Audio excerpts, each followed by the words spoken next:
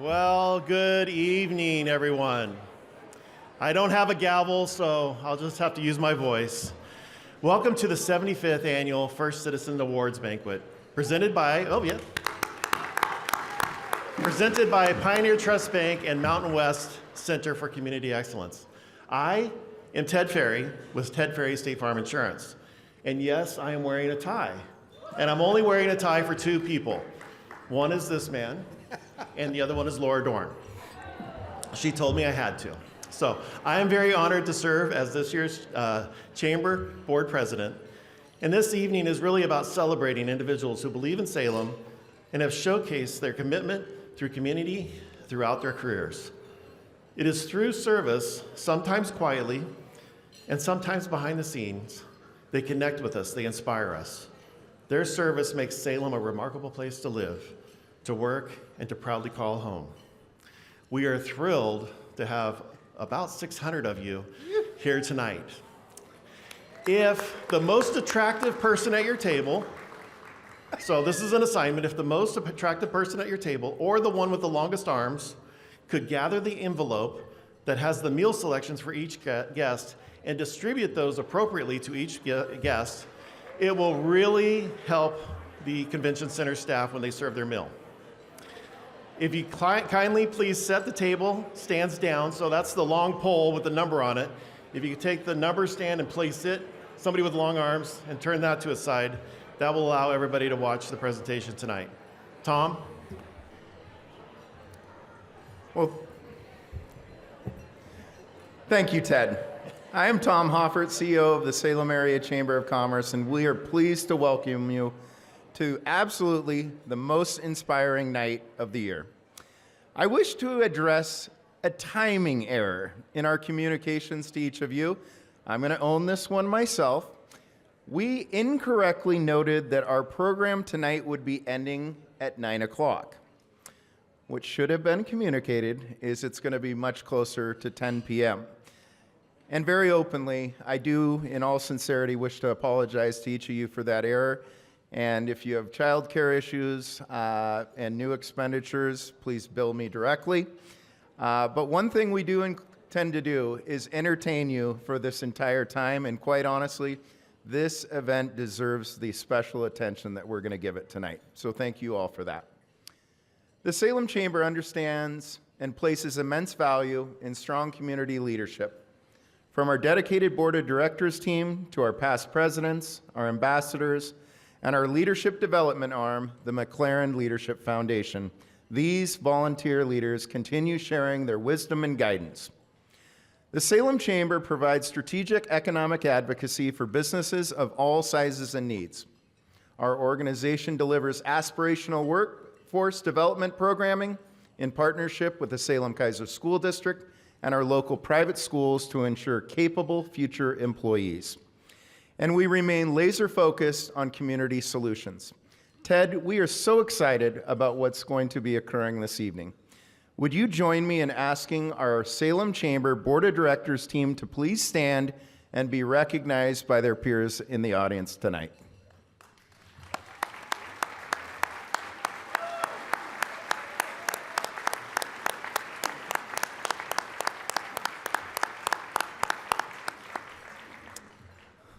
I have the best job because I have the best board, and I also have the best staff team. Wonderful work to our board of directors. Tonight, you will hear the names of many generous sponsors, companies who support remarkable and selfless leadership. We have two presenting sponsors this evening making our entire gathering possible. That is our friends at Pioneer Trust Bank and Mountain West Center for Community Excellence.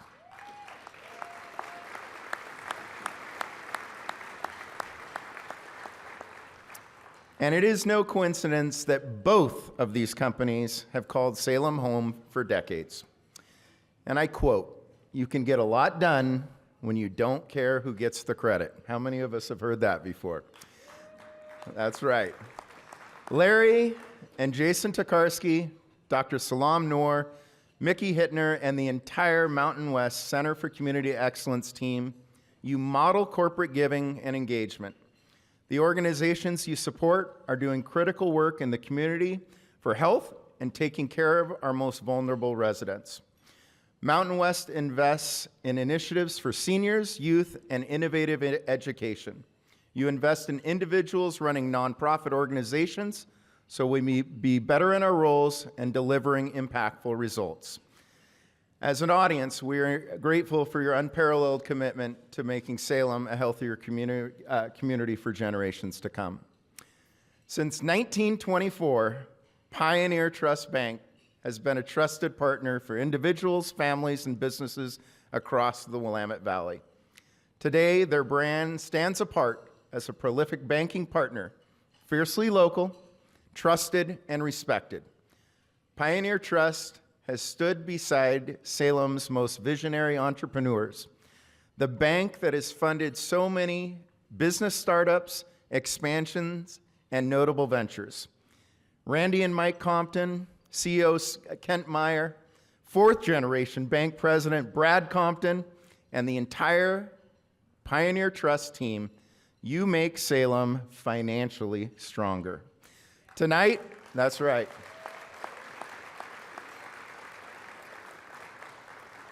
Tonight, all of us in this room salute Mountain West Center for Community Excellence and Pioneer Trust Bank for allowing us to gather together and celebrate Salem's best examples of servant leadership, passion, and community service. So let me get this straight. You're putting me into a tie, and you're making me stay about an hour and a half past my bedtime? So it's just a great thing. I have a table that I love to sit by, and all of you have wonderful people that you get to sit by, and we're celebrating some really, really wonderful people here tonight. So hopefully you'll forgive Tom for this error.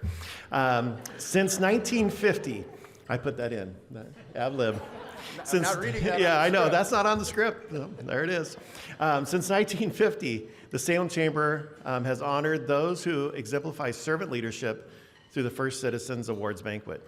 Individuals are recognized in the categories of Outstanding Young Professional, Distinguished Service, and Salem's First Citizen. And for the first year ever, we unveil the Nonprofit Leadership Award.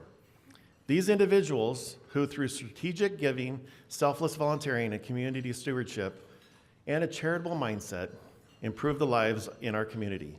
The efforts of these men and women can be seen in the biggest and the smallest places, and they inspire others who want to do more. Each recipient illustrates what happens when committed people roll up their sleeves and get to work. Tonight will be both humbling and inspiring. In addition to our two presenting sponsors, you will see the names of iconic companies, many thoughtful partners whose investment in the Salem Chamber and tonight's event allow us to bring this event together. And so I am going to encourage you tonight and the weeks to come, if you see a company you know the name of, will you please thank them for investing in this banquet and allowing this night to occur? Salem businesses give back to this community time and time again.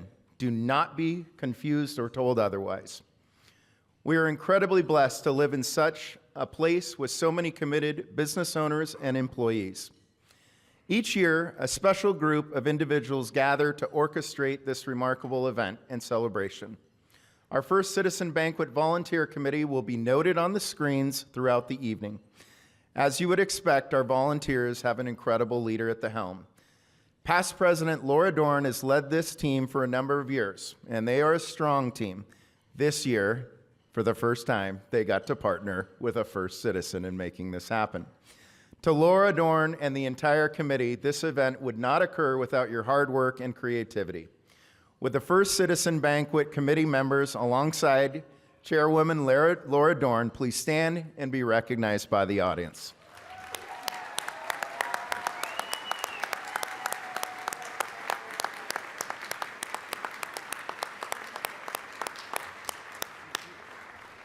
I love that back there. They're clapping hands and high-fiving. Melissa, nice work, everybody. Love it.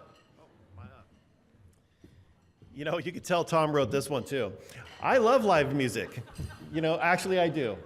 Elvis Presley was my first concert, as you will read in the 503 this week. It does bring so much to an atmosphere like tonight, though. And some genres of music do match up so well with a classy night like tonight. And we are thankful that one of our friends is here. He's talented.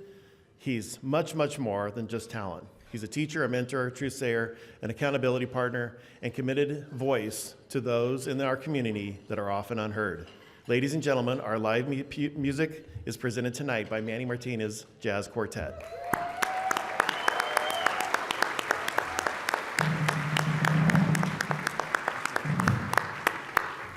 Thankful for him. The Salem Chamber is filled with charismatic individuals simply built to be on stage. Returning as our host for this evening is a past Distinguished Service recipient, Barry Nilsson. A partner with Capital Financial Planners, following dinner, Barry will take charge of the podium, thank goodness, and walk us through the moving evening of recognition, reflection, and celebration. Tom, I'm ready to get off the stage. Are you? Come on, loosen up. Almost. President Ferry. Maybe he wrote this part. President Ferry, let's get things moving and start our evening out the best way possible with a blessing and our national anthem. I invite our audience to put your forks down, kindly stand and join us for an invocation, and please remain standing for the greatest song our nation has known. As we pray or reflect, each in our own way, we wish to share the gratitude for the individuals we will recognize this evening. We come to you today with hearts full of gratitude and hope. Thank you for bringing us together to share in this special celebration. Bless this gathering, this food, and the fellowship we all share together. May your love fill this atmosphere, guiding our interactions with joy and unity. In your name, we pray. Amen. Ladies and gentlemen, we welcome Katie Arnold from Rich Duncan Construction to perform our national anthem.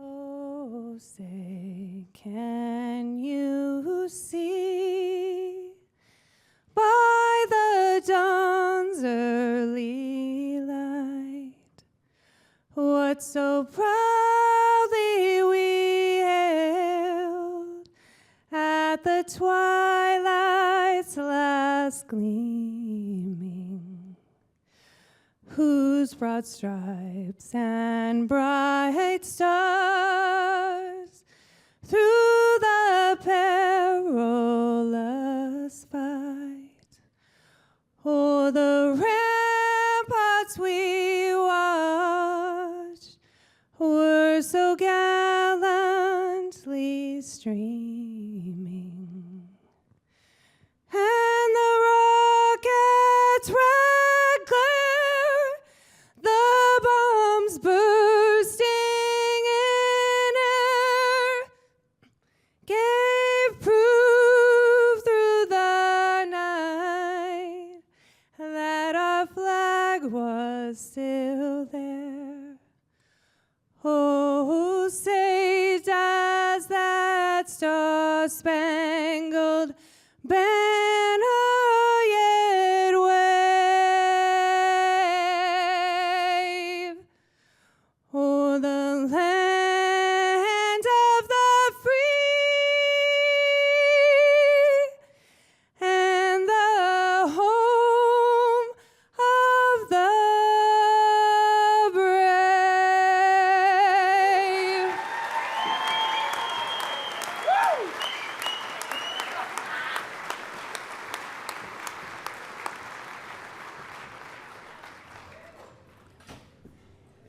Wow. All right. Hey, thank you, Katie, for that more than a performance. That was touching. Thank you so much. And to think that she just found out that she had to do that a couple of days ago is just crazy. The staff from Salem Convention Center, the awesome staff from Salem Convention Center, has already begun to serve our dinner. So be prepared to have a wonderful meal. The wine you are enjoying at your table tonight is courtesy from our friends at RH Wines. A wonderful pair of Aaron Bell and Tracy Rogers will from those two. We will continue the program in approximately 30 minutes, so it's not easy to serve nearly 600 people, but they're going to do the best job that they can for all of our attendees. So just get there first. Some of you will just be getting your first bites in when the program starts. So thank you for your grace as we navigate this packed room and packed agenda. Enjoy your dinner. Bon appetit.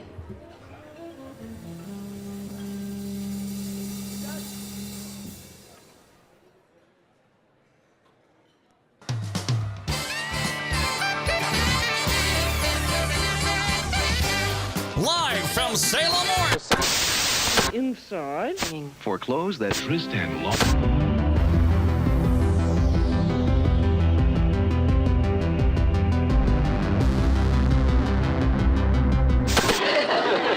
Sam? You just slip it into your VCR, press.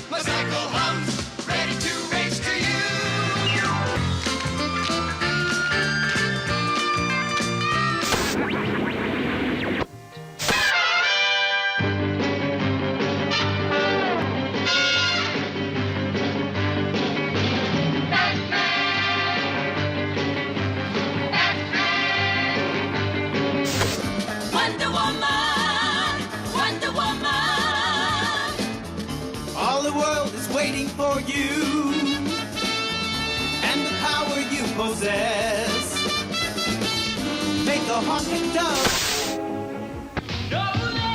All funky colors. Manny Martinez, musician. Gentlemen, we can rebuild him. We have the technology. Better, stronger, faster.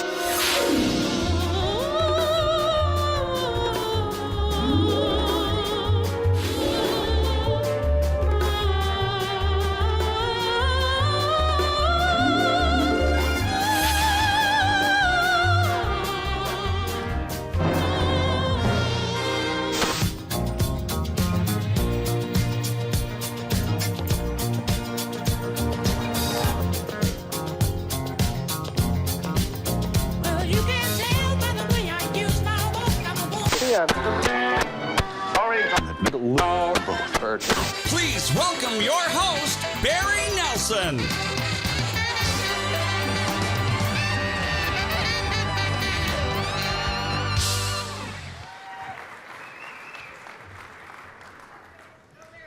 Well, ladies and gentlemen, it is a tremendous honor to be invited back to host the 75th annual Salem First Citizen Banquet. From my perspective, you all look terrific, and we are thrilled to have such a robust crowd here this evening. 75 years is very special, and that's a long time. You know, Dick Withnell and I were talking before the show started, and he was regaling me with stories of that first banquet and how wonderful it was. Thank you for that history, Dick. Folks, we have a fabulous evening in front of us. This is a great night for Salem. Tonight, let's draw inspiration from others who are giving back to this community and making it a better place to live, work, and play. At the Salem Chamber, we believe in helping businesses prosper so the entire community may thrive. The Chamber has long understood that our city is truly a special place filled with thoughtful, committed, giving, and compassionate leaders. The Salem Chamber serves as a catalyst for business growth, the premier convener of leaders and influencers, and is a champion for a thriving community. Tonight, the Salem Chamber gathers to recognize 5 special individuals who put our Salem community first. Each honoree this evening has dedicated their time, talents, and treasure to improving the lives of residents and businesses within the Salem community and beyond. Each is vastly different in their local impact, yet they all possess a number of common character traits. Each lead by example, place the needs of others before their own, bring passion and commitment to each task they take on, and are believers of bigger things for Salem. We could not have this event without the continued support of our sponsors, a number of whom have been with us year after year, showing their support for the men and women who are doing remarkable things here in Salem. We again recognize our two presenting sponsors. Will attendees from the Mountain West Center for Community Excellence and Pioneer Trust Bank please stand and be recognized?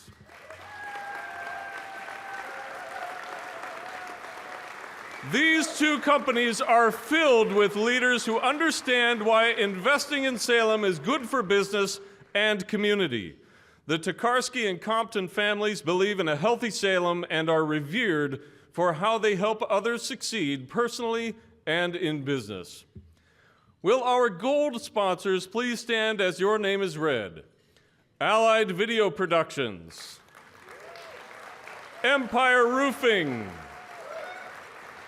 Huggins Insurance in partnership with Bliss Sequoia, Green Acres Landscape and GA at Home, Neighborly Ventures, Oregon Oncology Specialists, Saalfeld Griggs PC, Sunco Homes, Withnell Battle Creek Company. Thank you to our gold sponsors.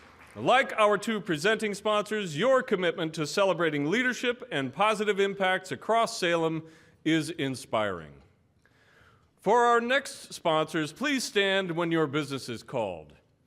Our VIP room was absolutely terrific tonight, and that was provided by our partners at Local Plumbing. Also hosted in the Local Plumbing VIP room was live entertainment by Finn Joseph the Magician and classical pianist Melissa Terrell. Our house pour sponsor served uniquely fun adult beverages. Thank you, Hagen Hamilton Insurance Solutions. The team behind the Banquet's branding, our graphic design sponsor, PacWest Lobby Group. Our print and mailing sponsor, Select Impressions. The visual signage this evening was crafted by our partners at Fast Signs. Our images this evening are being captured by Deanne Deaton with On Brand Photography. Our video content is being filmed by my elementary school classmate and 49-year-old, not yet 50-year-old, Zach Stone of Zach Stone Photography. A popular pre-banquet attraction is our photo booth provided by Fitzpatrick Painting and Construction. You may have experienced a new feature, the 360 camera experience, courtesy of Apogee Event Productions. Our balloon decor sponsor is Rose City Balloons. Our floral sponsor this evening is the always generous Roth's Fresh Markets. And the aforementioned wine sponsor is RH Estate Wines. And finally, again, our entertainment sponsor is the talented Manny Martinez Jazz Quartet. Without these supporting partners, events like the First Citizen Banquet would be another run-of-the-mill production. Instead, we get a luxurious night out in downtown Salem. I am so impressed with the number of companies who have come together this evening in celebration and partnership. I request that each of our silver sponsors please stand as your name is read. Audience, please hold your applause until we reach the end. Aldrich CPAs and Advisors, Amerititle, Capital Auto Group, Collier Law, Fidelity National Title, Fisher Hayes Joey and Allen LLC, Gambretti's Italian Restaurant, Landmark Professional Mortgage Company, Northwest Natural, Portland General Electric, Rich Duncan Construction, Vips Industries and the Grand Hotel and Bentley's Grill, and Willamette Valley Bank. Ladies and gentlemen, join me in thanking our silver sponsors. The Salem Chamber Board and staff teams are so humbled by the support of all of our sponsors. Please join me in giving all our sponsors one more thunderous round of applause.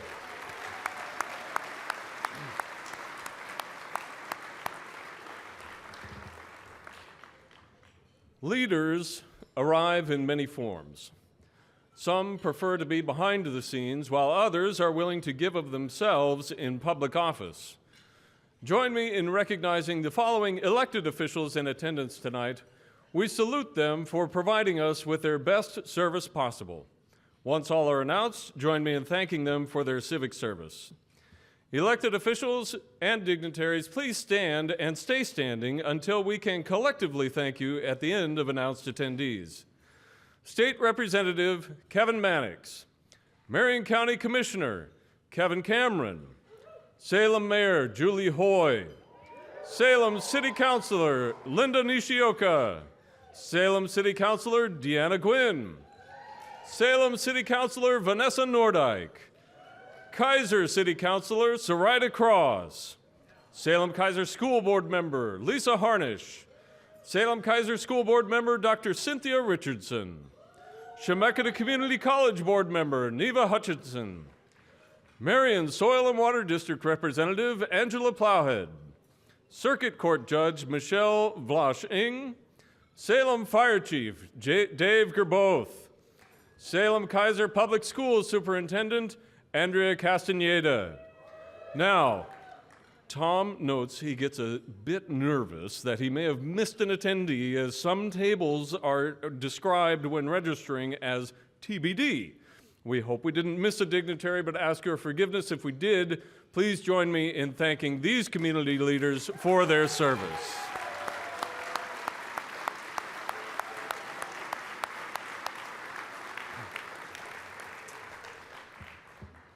Leaders don't surface overnight.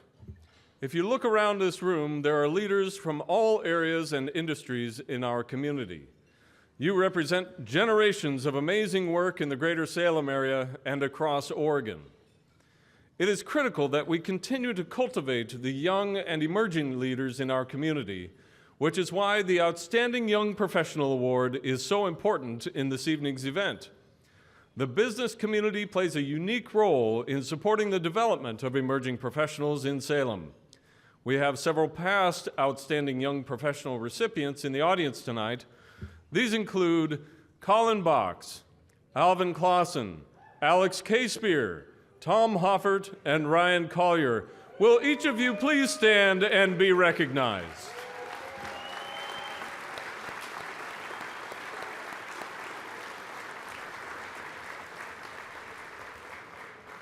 It is an honor to recognize a leader who represents not only achievement, but momentum, the kind of forward-thinking energy that shapes the future of a community. At just 32 years old, Alex Ferry has already distinguished himself as one of Salem's most promising emerging leaders, combining business success with a genuine commitment to service and connection. Alex's professional accomplishments are impressive by any standard. Since opening his State Farm agency in 2021, he has built a thriving business grounded in trust, relationships, and consistency. In just a few short years, he and his team have earned a place in the company's chairman's circle, an honor reserved for the top 5% of agents nationwide. He prioritizes people, delivering excellent service and staying deeply rooted in the Salem community. Because for Alex, success is never just personal, it's shared. Beyond his business, Alex has made it a priority to invest in Salem's growth and vitality. As a sponsor of the Salem Real Estate Investors Group, he supports efforts to strengthen the local housing market and foster economic development. His work reflects an entrepreneurial mindset, but also a broader vision, one where business and community thrive together. From staying connected with his alma mater, Corban University, to serving in leadership at Salem Heights Church, Alex consistently shows up.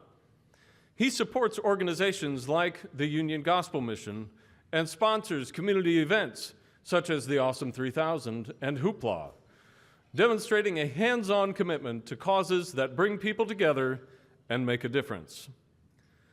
As a member of the McLaren Leadership Foundation Board of Directors, he helps create opportunities for young professionals to grow, connect, and lead. He serves as an Emerging Leaders Ambassador, participating actively in events, and is tabbed as the incoming Vice Chair of Chamber Greeters. Those who know Alex describe him as driven, dependable, and deeply invested in others. He leads with integrity, follows through on his commitments, and brings an enthusiasm that inspires the people around him. He is helping to build a stronger, more connected Salem, and in doing so, he represents the very best of what the next generation of leaders can be. Let's see what happens when we surprised the 2026 Outstanding Young Professional recipient, Alex Ferry, at a Salem Chamber Greeters meeting surrounded by his colleagues.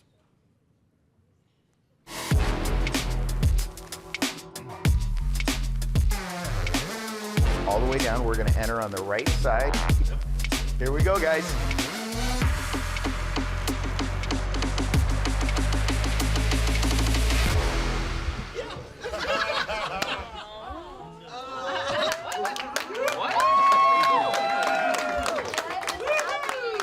Alex Ferry, just like every day is no normal greeters, today is no exception. We are so proud to tell you, on the night of April 18th, you will be named the Outstanding Young Professional of the Year.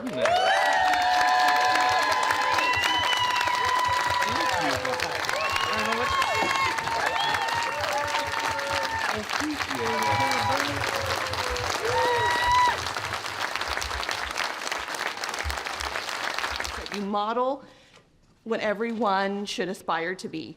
I know that I have personally asked you to be on a couple committees, and you've said yes, even though we didn't know what we were getting into. You're an amazing husband, an amazing friend, a fantastic son, and I'm just so glad to be part of this. I'm so proud of you, and congratulations. You are so deserving of this. Appreciate it. Oh boy, here we go. I'm Alex Ferry's dad. I wear khakis too. You know, three things come to mind. I did not nominate you. I don't know, that's a good thing. And I did not vote for him. But I am so incredibly proud of you for how you serve the community. So thank you for being an awesome son. But more than that, just thank you for being you. So I love you. Now you know why I made you come sit up front. Now It has been such a pleasure getting to know you over the years, starting our relationship with Leadership of Salem. No one deserves this more than you. Congratulations. Thanks, Heidi.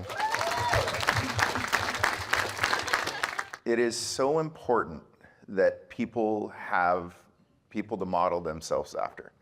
And what you've done with our Salem Emerging Leaders Group, that is exactly what our community needs more of. A lot of people are gonna see what you achieved and this honor. They're gonna look at you and go, I could be like Alex. I could be a little bit like Alex. Ladies and gentlemen, your outstanding young professional, Alex Ferry. Incredible moment. Thank you, guys. Thanks for letting us do a takeover, John. Back to our originally scheduled programming here. Ladies and gentlemen, it is an honor to introduce Alex Ferry as the 2026 Outstanding Young Professional.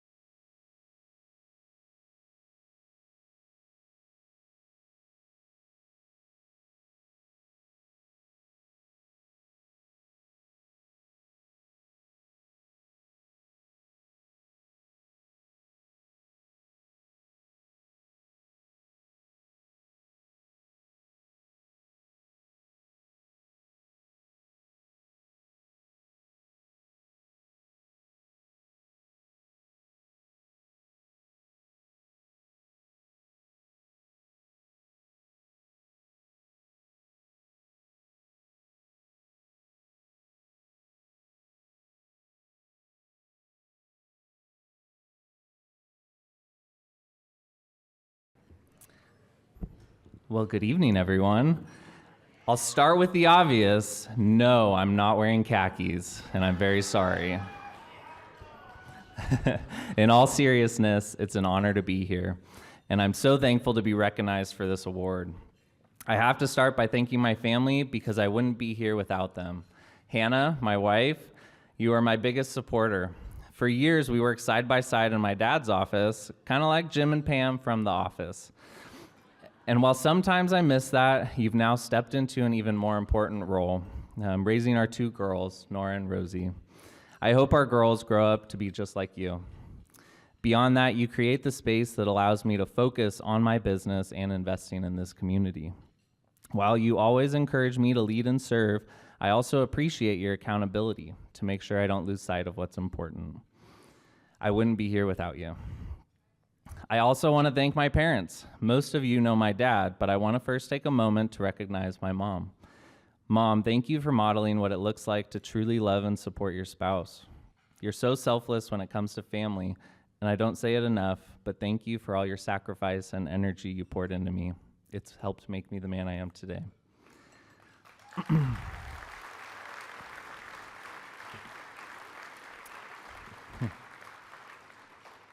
And Dad, thank you for the many roles you've played in my life. Father, coach, boss, mentor, business partner, and most importantly, I get to call you my friend. I'm so thankful for the opportunity to work alongside you, learn from you, and of course, I get to compete against you. Maybe someday I'll be the #1 insurance agent in town, but I'm okay being in second place for now.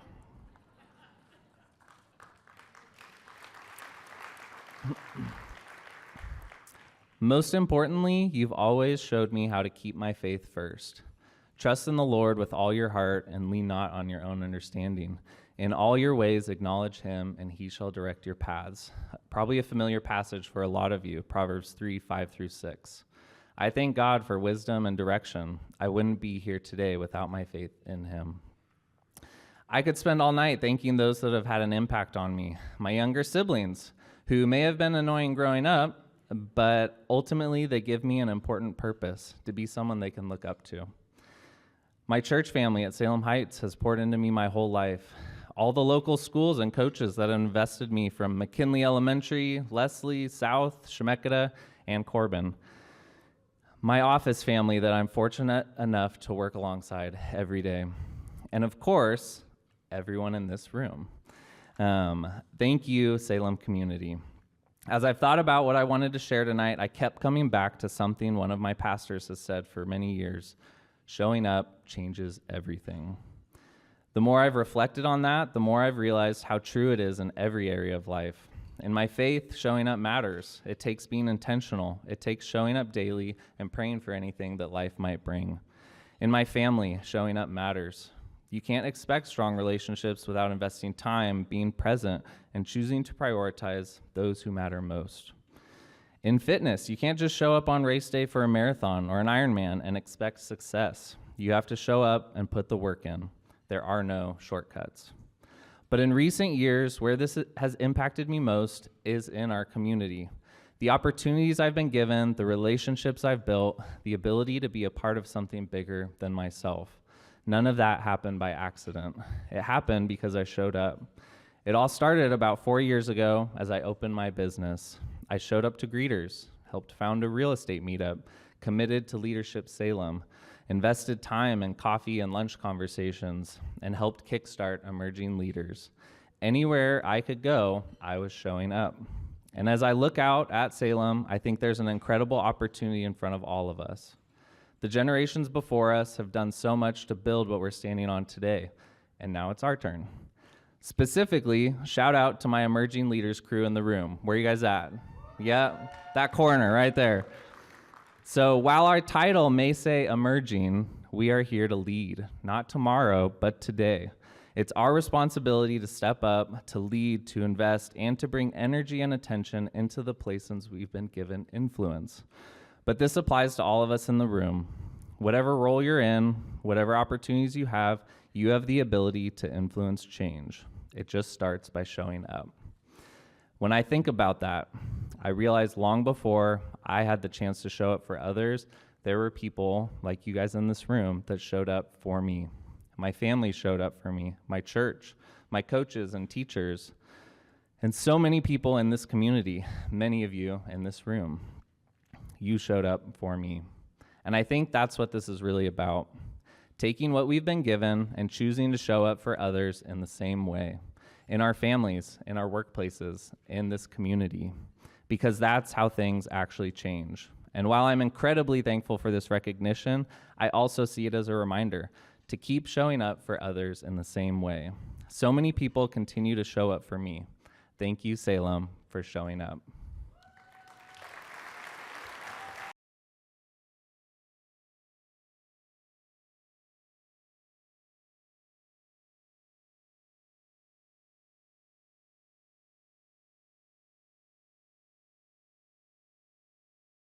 Congratulations again, Alex, and thank you for showing up. It would have been awkward if you weren't here.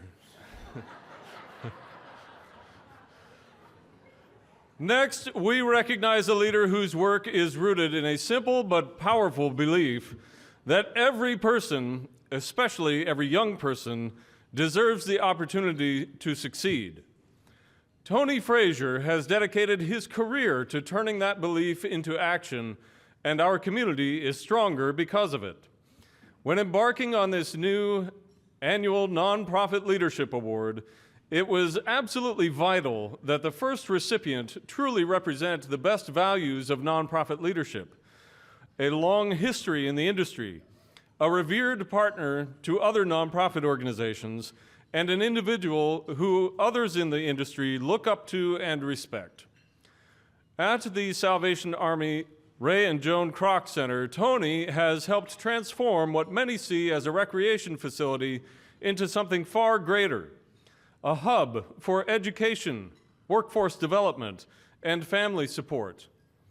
Under his leadership, the center has secured millions in funding to expand programs that open doors for individuals and families, creating real pathways to opportunity. Tony's work is especially impactful in preparing young people for the workforce. Through hands-on programs like iBuild, participants gain practical skills, mentorship, and exposure to real career opportunities. For many, it's their first step into a professional environment and a turning point toward a more confident future. But what truly sets Tony apart is his collaborative approach. By partnering with organizations like Chemeketa Community College, he has helped expand access to GED programs and career training, ensuring that those who may have struggled in the traditional systems still have a path forward. He understands that lasting impact comes from connection, bringing together educators, employers, and community organizations to support shared goals. Tony's commitment to service didn't begin here. From his work with Habitat for Humanity to leading large-scale rebuilding efforts after Hurricane Katrina, he has long believed in empowering people through skill building and opportunity.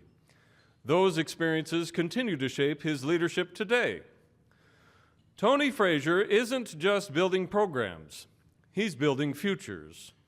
And because of his work, more young people in Salem have the confidence, support, and opportunity they need to succeed.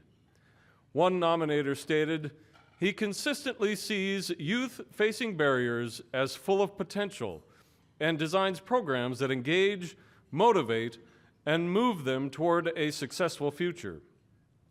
He does not leave anyone behind.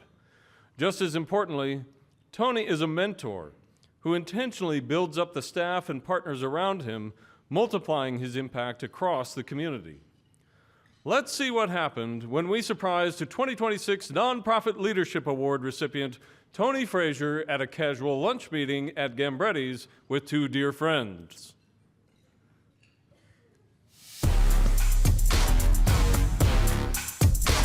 You don't have my normal,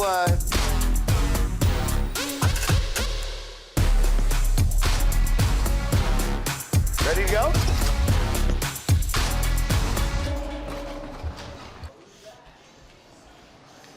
Hi, everybody. What a special day we have today. Tony Frazier. Oh my gosh. On the night of April 18th, our community is going to award the first ever nonprofit leadership award to you, Tony Frazier, You guys our knew about first ever winner. And boy, these two did help us big time.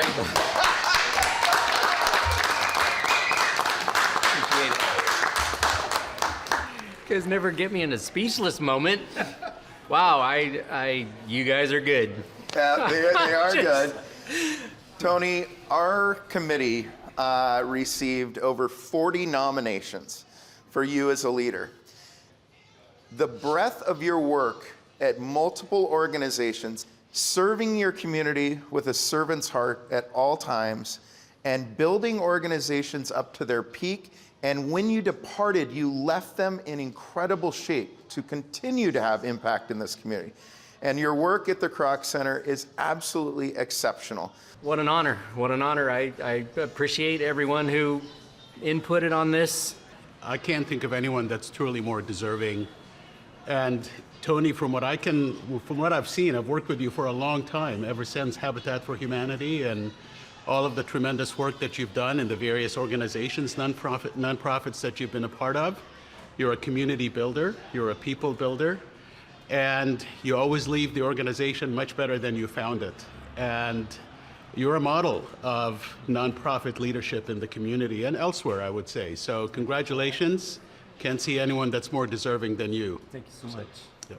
I think, first of all, when I think about the community and the impact that you've had in the community, but more importantly for me, that's the people. And thank you for how not only you've impacted the people of this community, but also my personal family.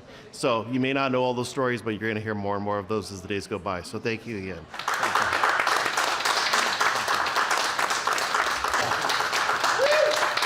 I always wonder what this would feel like. Ladies and gentlemen, it is an honor to introduce Tony Frazier as the first ever Nonprofit Leadership Award recipient.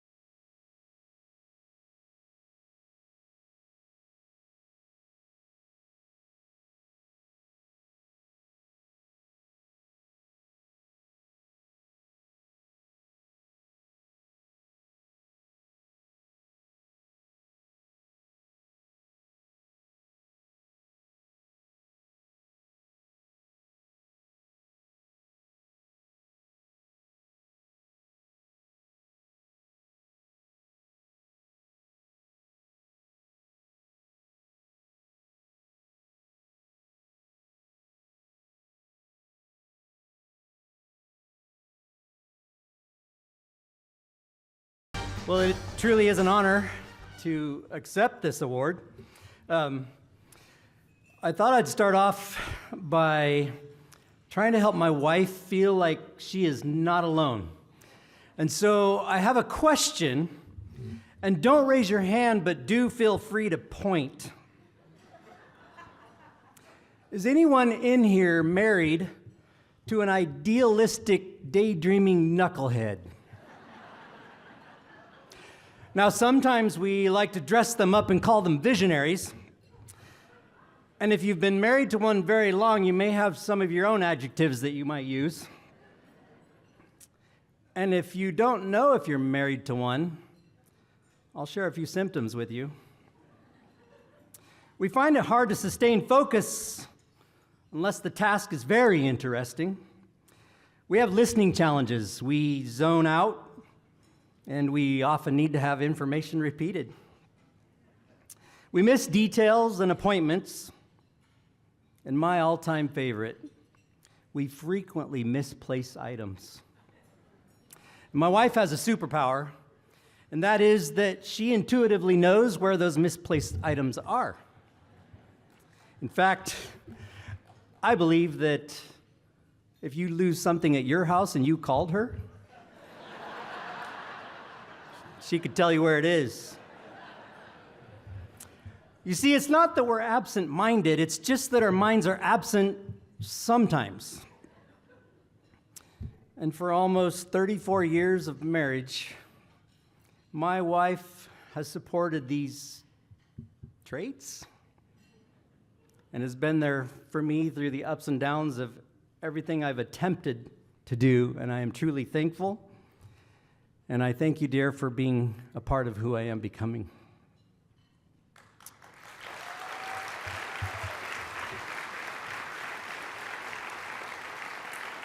I have all 4 of my daughters here tonight, and they just got nervous. Taryn, my oldest, who adopted some of my dreamer characteristics, dreamed of becoming a farmer, and she became one. Incidentally, the fast track on that is identify a farmer and then marry him. They come with all the stuff already. No assembly required. And then there's Carlee, who has traveled extensively around the world, and she brings love and light to everyone she meets. Corbin, who blesses the world with her artistic talent and her sharp wit. In fact, I was talking to her one night, and I was trying to explain how it felt funny to be recognized for just something you do. And she said, without missing a beat, "It's like you're getting an award for breathing." I'm pretty good at breathing. I practice every day. You should too. And then we have the baby of the family, Tegan, who has also traveled extensively around the world, and she lives life with disciplined intention. And she has grown so much in her confidence to realize that most boys her age just aren't worthy of her. 100, baby girl, 100. So thank you, girls, for being a part of who I am becoming. And then there's my team at the Kroc Center. You guys out there? My team, who is well aware that I know they give me permission to lead them, and I do not take that lightly. I also know they've been taking bets all week about what point in this conversation I'm going to cry. But I need this audience to know that if you see anything good coming from the Kroc Center, I'm okay. You need to know that it is because of these amazing people who have an extraordinary ability to manage their leader well. And I thank you guys for being a part of who I am becoming.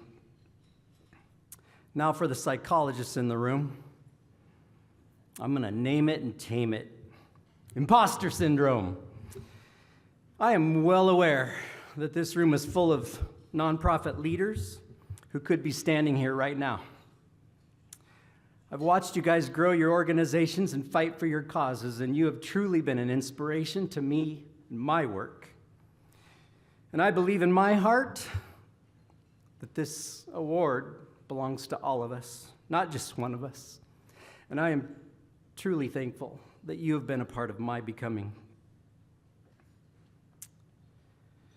So, how does a goofy guy like me get here? I have a simple magic formula. And if you just rolled your eyes at my simple magic formula, you have permission to pull out your cell phones, catch up on your emails, text a few friends. This next 45 minutes is not for you. But if you have, did you see the look on Tom's face just now?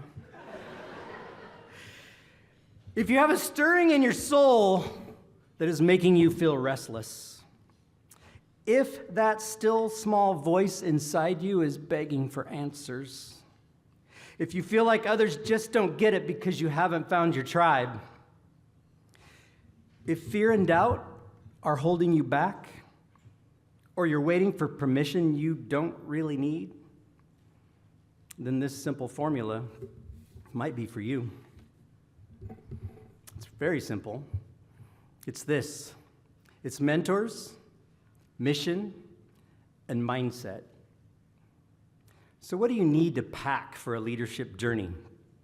Years ago, I traveled the Camino de Santiago from Lisbon, Portugal to Coimbra. It was 140 miles on foot. It took 10 days. I bought the ticket on a whim, and I panicked. And like anyone, I watched YouTube videos to figure out what I was supposed to do. And what I realized is every YouTube video talked about what not to bring, because you don't want to carry that extra stuff, right? And so it was really about packing the essentials. So I invite you to take your backpack out tonight, set it beside you as we walk through this. First, you need mentors. Coincidentally, there are 3 types. You need someone who will provide wisdom and direction and be your thought partner. For me, that was Ron Hayes. When I came to this community and applied, is he here? I haven't seen him. I applied for the Habitat job. I didn't know how to run a nonprofit. You guys, I was going to do that fake it till you make it thing. And I asked somebody who's the best nonprofit leader in town, and he suggested Ron. I said, can you get me a meeting with him? Yes, I can. I went and met with Ron. He was willing to meet with me.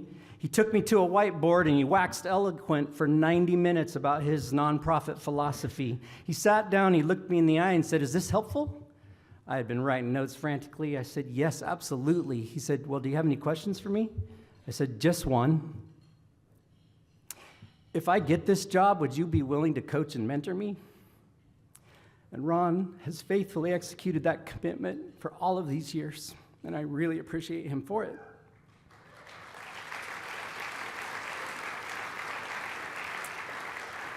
Then you need an advocate, a promoter, and an encourager. And for me, that was Laura Dorn. Now, many of you know just how persuasive Laura can be. Some of you own homes because of it. I learned many years later that when it was down to me and the other guy for that Habitat job, Laura told the board in no uncertain terms, it's going to be Tony or else. Now, I don't think I'm embellishing too much, but she advocated for me, and I got my first job as a nonprofit leader.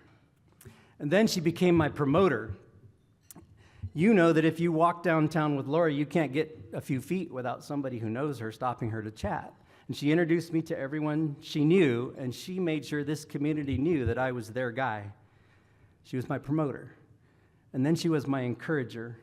And she has been that over the years. Some of my favorite times are when we meet to have coffee and get to catch up, because she's so encouraging to be with. And then finally, the third mentor you need is someone who is honest and caring and direct. For me, that was Patrice Altenhofen. She was on the Habitat board when I got there, and she also served on the workforce board. And I started getting pressure. The workforce board job opened up, and I started getting pressure to apply for that job, and I didn't want that job. I had a great gig at Habitat, and I felt like I had that machine oiled, and we were cruising right along. And so I thought, I'll meet with Patrice. She'll pat me on the head, comfort me, tell me to stay put, and stop listening to all the noise. And so we met at the Gov Cup, and I began lamenting my turmoil about the pressure to apply for this job. And Patrice looked me in the eye, and she said, Tony, what is your problem? I didn't know I had a problem. It caught me off guard, and I began to list some things, and she stopped me again, sensing, I think, my self-doubt. And she looked me in the eye, and she said, you can do this. And I looked back in her eyes, and I saw that belief. And I said, okay. And that positively changed the trajectory of my nonprofit career. And I'm so thankful for her for that. So, pack yourself a Ron, a Laura, and a Patrice. Because when you get to that fork in the road and you don't know what to do, these people will be standing there to tell you, go that way. And then you need to pack your mission. Your meaning, your purpose, your why. But I strongly encourage you to define it into words. fact, I'd make it 12 words or less. It's very hard to do. Reach out to me, I'll help you. If you don't do this, here's what you risk. You risk being defined by what you do. Right? You come to an event like this, you meet someone new, you exchange names, and one of the first questions is, what do you do? Right? And for years, maybe decades, you'll be able to say what you do. But what you do is not who you are. Defining who you are will help reveal your calling. It sounds like this. My personal life mission is to build transformational space with like-minded individuals. And I currently do that as the director of the Salem Croc Center. If you hire me at your organization, I'm going to build transformational space with like-minded individuals, no matter the position you give me, because it's not about the position. It's about who I am. You see, a defined life mission frees you to say no to lots of things, and it drives you to focus on that thing that wakes you up at 3 in the morning and says, this matters. Keep going. You are not alone. And you don't know why, but you believe it. You have to believe it. Something inside of you tells you to believe it. So pack your mission. And finally, pack your mindset. Now, we can have a scarcity mindset or an abundance mindset, but your mindset are the things that you believe, and the things you believe are the things you think about, and the things you think about are what you draw to you. So if you have a scarcity mindset, you'll never have enough. But if you have an abundance mindset, no matter how hard life gets, you will always have enough. So I choose to believe that the world wants me to win. I choose to believe my family wants me to win. I choose to believe my Croc team wants me to win. I choose to believe my elected officials want me to win. And if you're here tonight and you don't know me, I believe you want me to win. I want you to win. And if you want me to win and I want you to win, how can we not win? Guard your mind. You see, the courage to fulfill your vision, it comes from your passion, not your position. And when that vision is big enough, the resources will find it. And I close with this. Leadership is not a rank. It's a choice. And to accomplish great things, you don't need everyone. You simply need to find those who believe what you believe. And then you bring those diverse human souls together in unity, because unity brings the innovation necessary to solve hard things. So, pack your mentors, pack your mission, pack your mindset, and enjoy the journey. Thank you.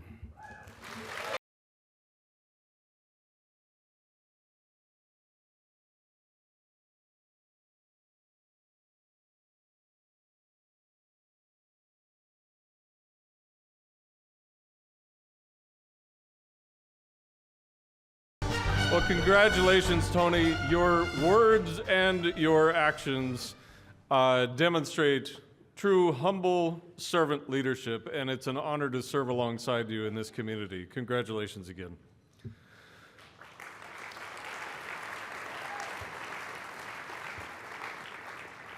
The Distinguished Service Award, given to individuals who have uniquely contributed to the Salem community and who have dedicated their lives to service. These awardees are passionate for others and are in the business of changing people's lives. These men and women do remarkable things to make our community a better place and are examples of what happens when ordinary people act. Salem is better because of the impact these award winners have had on our community.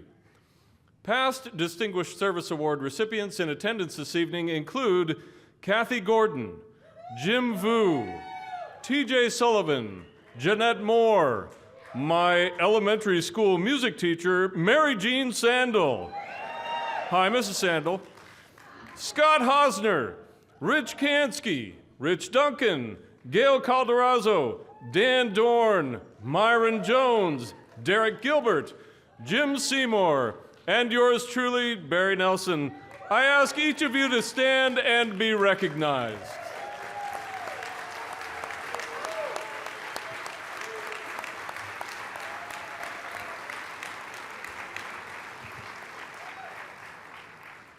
For more than 2 decades, Carlee Wright has helped shape the creative identity of Salem through a sustained commitment to connection, culture, and community.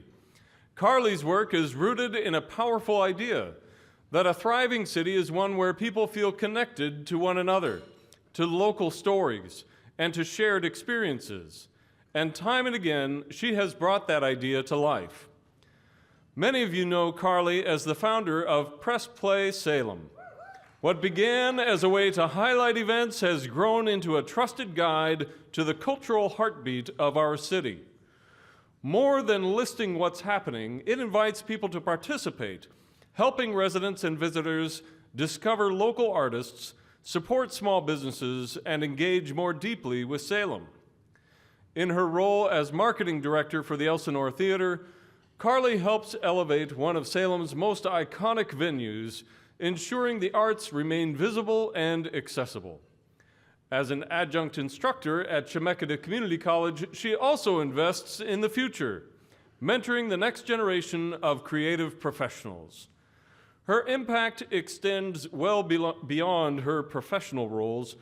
As chair of the City of Salem's Cultural and Tourism Promotion Advisory Board, she helps guide how the city supports arts and tourism, balancing creativity with thoughtful stewardship for the benefit of the broader community. Over the years, Carlee has contributed to a wide range of initiatives. She is a cultural ambassador for the Oregon Cultural Trust, co-founder of the Moxie Initiative, and helped launch organizations like Cherry City Roller Derby and Forge X Northwest. Each effort reflects her belief that creativity is a catalyst for connection and growth. Those who know Carlee best describe her as a connector, someone who brings people together, amplifies voices, and helps ideas take shape, often behind the scenes. Although she doesn't seek recognition, her contributions have been honored with awards, including the City of Salem's Outstanding City Advisory Group Volunteer Award, the MAPS Community Award, and Travel Salem's Most Culturally Connected Award. But the true measure of Carlee Wright's impact isn't in awards, it's in the community she has helped build. Let's see what happened when we surprised 2026 Distinguished Service Award recipient Carlee Wright at an Elsinore Theater board meeting.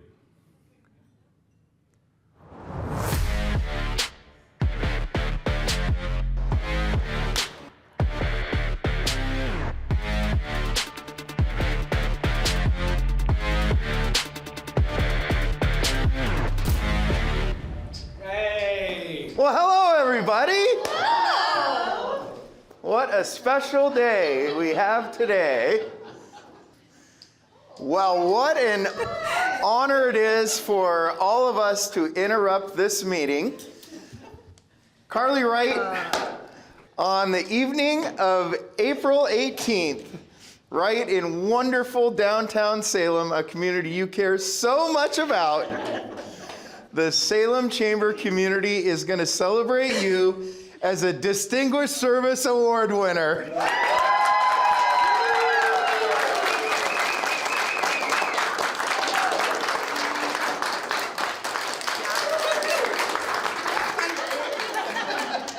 Carlee, you're a champion for arts and culture. Press Play Salem is an iconic brand that connects people with things occurring in this community.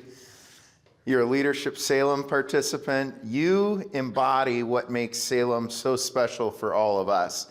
And we can't wait to celebrate you, the 75th annual First Citizens Awards Banquet.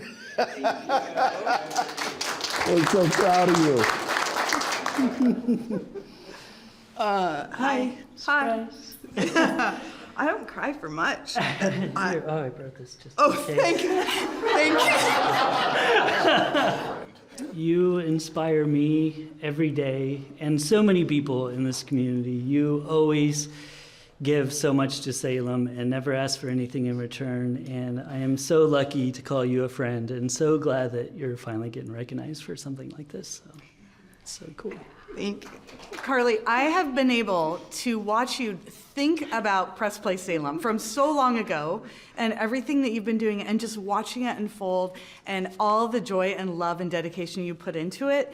And not just that, just everything else that you have done. And it makes our community better, so we are so grateful for you. And I'm so happy for you that we get to enjoy this celebration of you and everything you've done. It's just amazing, and you are amazing. You've been my BFF, my soul sister for almost 15 years. I just appreciate you so much that I can just ride on your coattails and be a part of everything that you create for this community. Salem is better with you here, and I am better with you here. You don't like hugging, I I'm gonna hug know. This is a time when we get to say thank you for supporting our creatives. Everything you put out is a love letter to Salem every single day that you do it. So, I mean, I consider you the best Canadian import that we have. Everything that Carlee does is from her heart. You see it in Press Play. It's phenomenal. This town's lucky to have a publication like that. You do it because you care. Congrats. Thank you, everyone. I don't like having cameras on. That just makes sense. Yeah, thanks, guys. Ladies and gentlemen, it is an honor to introduce Carlee Wright as a 2026 Distinguished Service Award recipient.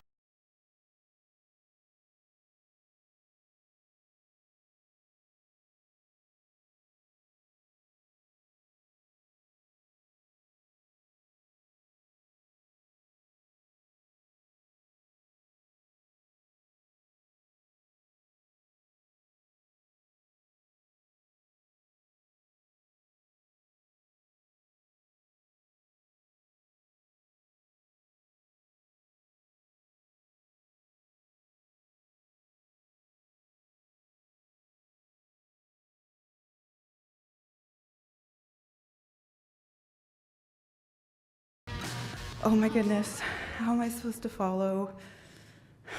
How am I supposed to follow what came before me? Thank you so much to the Salem Area Chamber of Commerce. This is an incredible honor to be recognized among this group of people. That list is incredible. These are people that I've learned from, people I admire, and who have helped me shape this community, a community I love. I also want to thank everyone who supported me, especially my dear friends, Tracy and Tammy, and Melanie and Marie, who couldn't be here tonight, and Brian, who I really would not be here without. And of course, to my parents, who taught me about hard work and dedication, and my children, who inspire me every day. Pew, pew, pew, pew. Oh, I am grateful to you all. Thank you. I rewrote this speech. Pages. I've got lots of speeches because I kept asking myself, what do you say to a room like this? What can I say to people who have done so much for the community? And I have to start with a confession. I've not always been one who shows up for Salem. You may be surprised to hear that, but there was a time when I didn't leave my house much. And when I did, I went to Portland. Not because there was nothing happening here, but it's because I wasn't connected. I wasn't connected to this community, and I wasn't engaged. 6 years in, that changed. I found myself a single mom raising 3 kids, and I had a choice to make. If Salem was to be my home, then I was going to help make it the place I wanted to be. Make it a place great for my children, and great for the people who had supported me then and support me now. I'd already been volunteering for a few organizations, a Scottish Society, a dance group, the World Beat Festival, arts organizations with small budgets but big goals. It was meaningful work, behind the scenes work, which is where I prefer to be. As I leaned into it, something shifted. I received an email multiple times about a community building event. Was it just persistence or a sign? Maybe both. I went to the event and I learned about a magazine and about roller derby, and I remember thinking, I want to do that. I want to be part of that. And so the response I received was essentially, great, then help build it. So I did. That moment, just showing up, turned into a job. That job turned into connections. Those connections turned into a career, and eventually into the work I get to do now. Telling stories to this community through Press Play Salem, highlighting community events and nightlife at the Elsinore Theater, creating public art and community engagement through the Moxie Initiative. I get to help people see Salem the way I learned to see it, as a bustling, vibrant community filled with arts, culture, and entertainment. Once I acknowledged just how rich arts and culture are in Salem, it changed how I experienced our community and also how I talked about it. I truly became a cheerleader for Salem, set on dispelling the myth of there's nothing to do here, and dedicated to showing how arts and culture contribute to our economy, why visitors spend money here, and why this city has an identity worthy of investing in. This is when the people are surprised to find out that I'm not born and raised here. Yes, I am a Canadian. Because when you care about a place this much, people just assume you've always been part of it. I wasn't. I chose it. And with that choice, thank you. With that choice, now you guys got me off here. And with that choice came being connected to my community. And then that connection grew, and I wanted to share it. The people I was meeting, the stories, they gave me such a sense of pride and inspired me to create a magazine. That magazine from way back when that never quite got off the ground was an idea that had always been floating in the back of my mind, and it was, I think, just waiting for right time.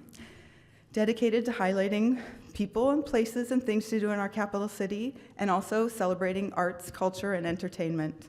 Press Play is my love letter to Salem, and it's the one that's meant to be shared.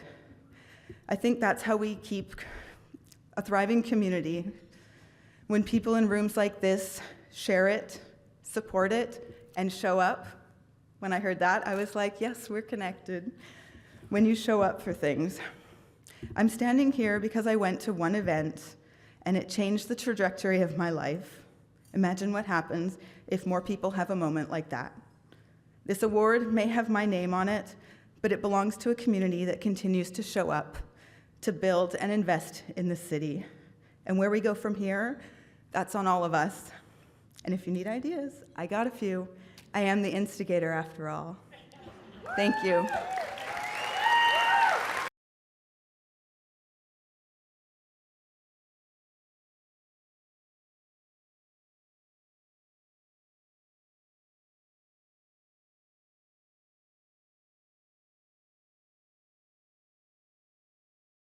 Congratulations, Carlee, and thank you for all that you do for this community. With that surprise having happened at the Elsinore Theater, I'd be remiss if I didn't do a special shout out to Tom Phone. I'm sorry for calling you Kevin earlier tonight. You heard it earlier, you can get a lot done when you don't care who gets the credit. That is Larry Tokarski's favorite quote, and one you will read upon entering Mountain West's office lobby. And it sums up Mr. Tokarski perfectly. A deeply humble and private man, Larry is a proud husband, father, and grandfather.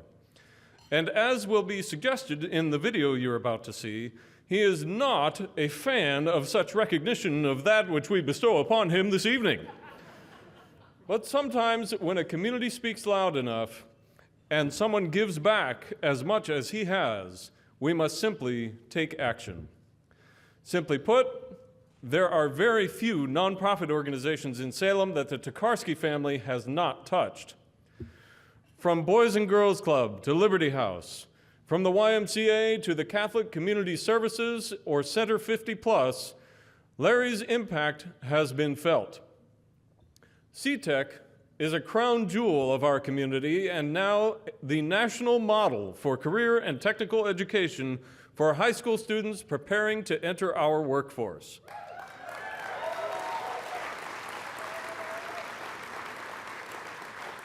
Mr. Tokarski would likely prefer us to speak about his company's philosophy for taking care of community rather than of the man himself. The philanthropic arm of Mountain West Real Estate is the Center for Community Excellence. Under the skilled leadership of Dr. Salam Noor, staff members don't simply write checks to great causes, they engage with the whole organization. The center partners with nonprofits, individuals, organizations, and communities to identify and address issues and concerns related to education and general community well-being. They believe change requires a collective effort.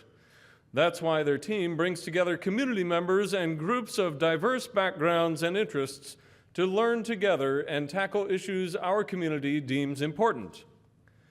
They remain committed to keeping people at the heart of everything they do and are honored to continue supporting and partnering with many nonprofits in the Willamette Valley. Larry Tokarski, for the decades of leadership you provided our community before receiving the First Citizen Award and the 2.5 decades since, you continue to model corporate engagement and showcase the generosity businesses provide back into the community they serve. We wish to share a video with a number of individuals sharing thoughts on Larry Tokarski. 5 years ago, the Salem Chamber embarked on a new award called the Legacy of Leadership Award. It's a once every 5-year award that recognizes a former first citizen who just keeps giving back to their community. And we can't think of a better individual who does that each and every day here in Salem than Mr. Larry Tokarski.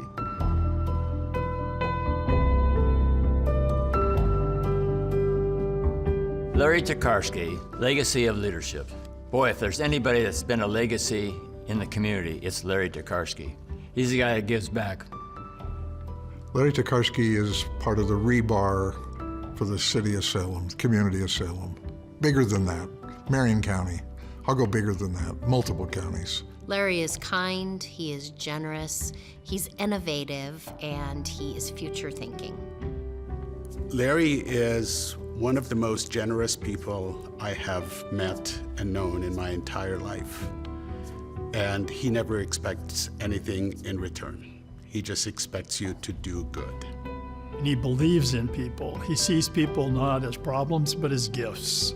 And his actions make life better for all of us. And it's not how much he gives, it's how he gives. He gives with his heart and with his passion on those things he truly cares about. And he's never, as far as I know, not committed himself 100% to serving his community. Larry and I always say, this is the best place to live. Why? Because we live here.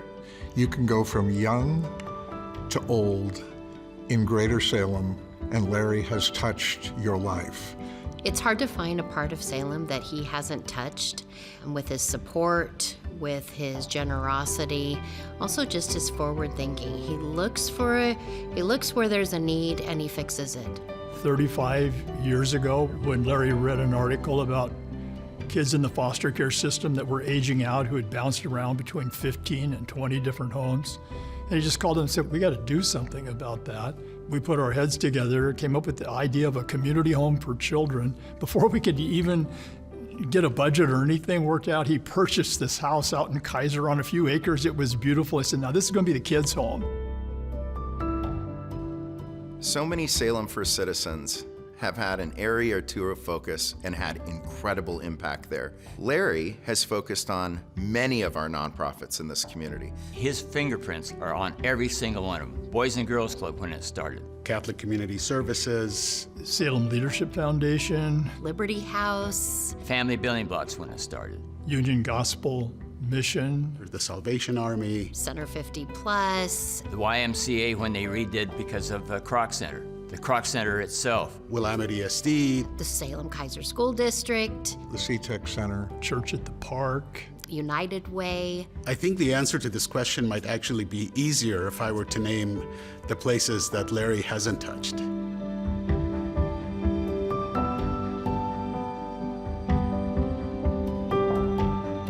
The idea for CTEC was really born in the heart and soul of Mountain West CEO Larry Tokarski. He had a vision that school could be different, that our community could be more successful, business and industry would be more successful if we had a talented workforce pipeline. And he took that vision, he acted on it. He bought our building, paid to remodel 2 program spaces a year over a 5-year rollout, outfitted it with the latest, greatest industry equipment, and created hope. We have 1,000 students on our campus that have opportunities that never existed in our community. Everything Larry has done for this community, much of it has been under the radar. It's a tricky thing. How does an organization, how does an institution, how does a city, how does a community say thank you? Awards are not Larry Tokarski's thing. You have to sneak it in. You have to sneak it to him. He believes the real champion is the organizations themselves. And by lifting them up through his gratitude, through his philanthropic giving, it allows community members and community organizations to get stronger without having to refer to somebody else making it happen. So to recognize Larry for this was incredibly difficult, and believe me, he did not enjoy it.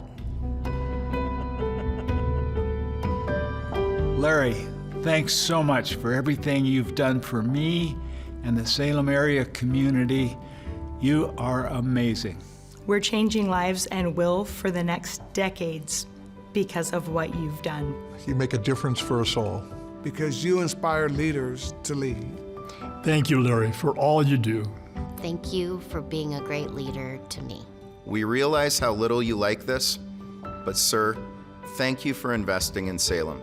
You've created a stronger community. Thank you for indulging us and allowing us to recognize you and celebrate you.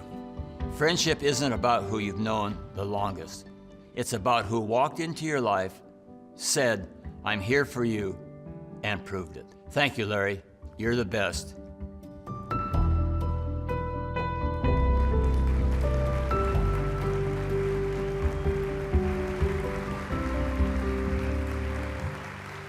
Ladies and gentlemen, he's a little shy, so he needs your encouragement, but it is an honor to bring forward Dick Withnell, the first ever recipient of the Legacy of Leadership Award.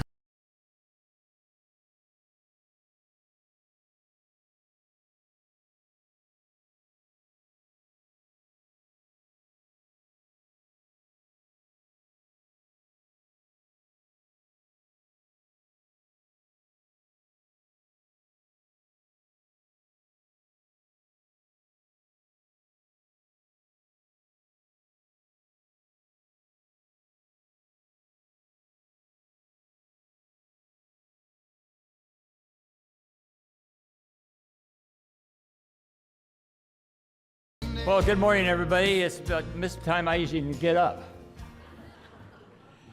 You know, it's really interesting to talk about Larry and the things that I can make some of the comments to that, but I'd like to go back to 1980. 1980 is when we were in the 35-year-old, 40-year-old, or whatever, and all of us, especially my table over there that has all the Brian Hendricks and Keita Lauderdale and Dick Siderman and people that we've been together for a long, long time, we'd always get a phone call from Jerry Frank. And Jerry Frank would say something about what some of us had done.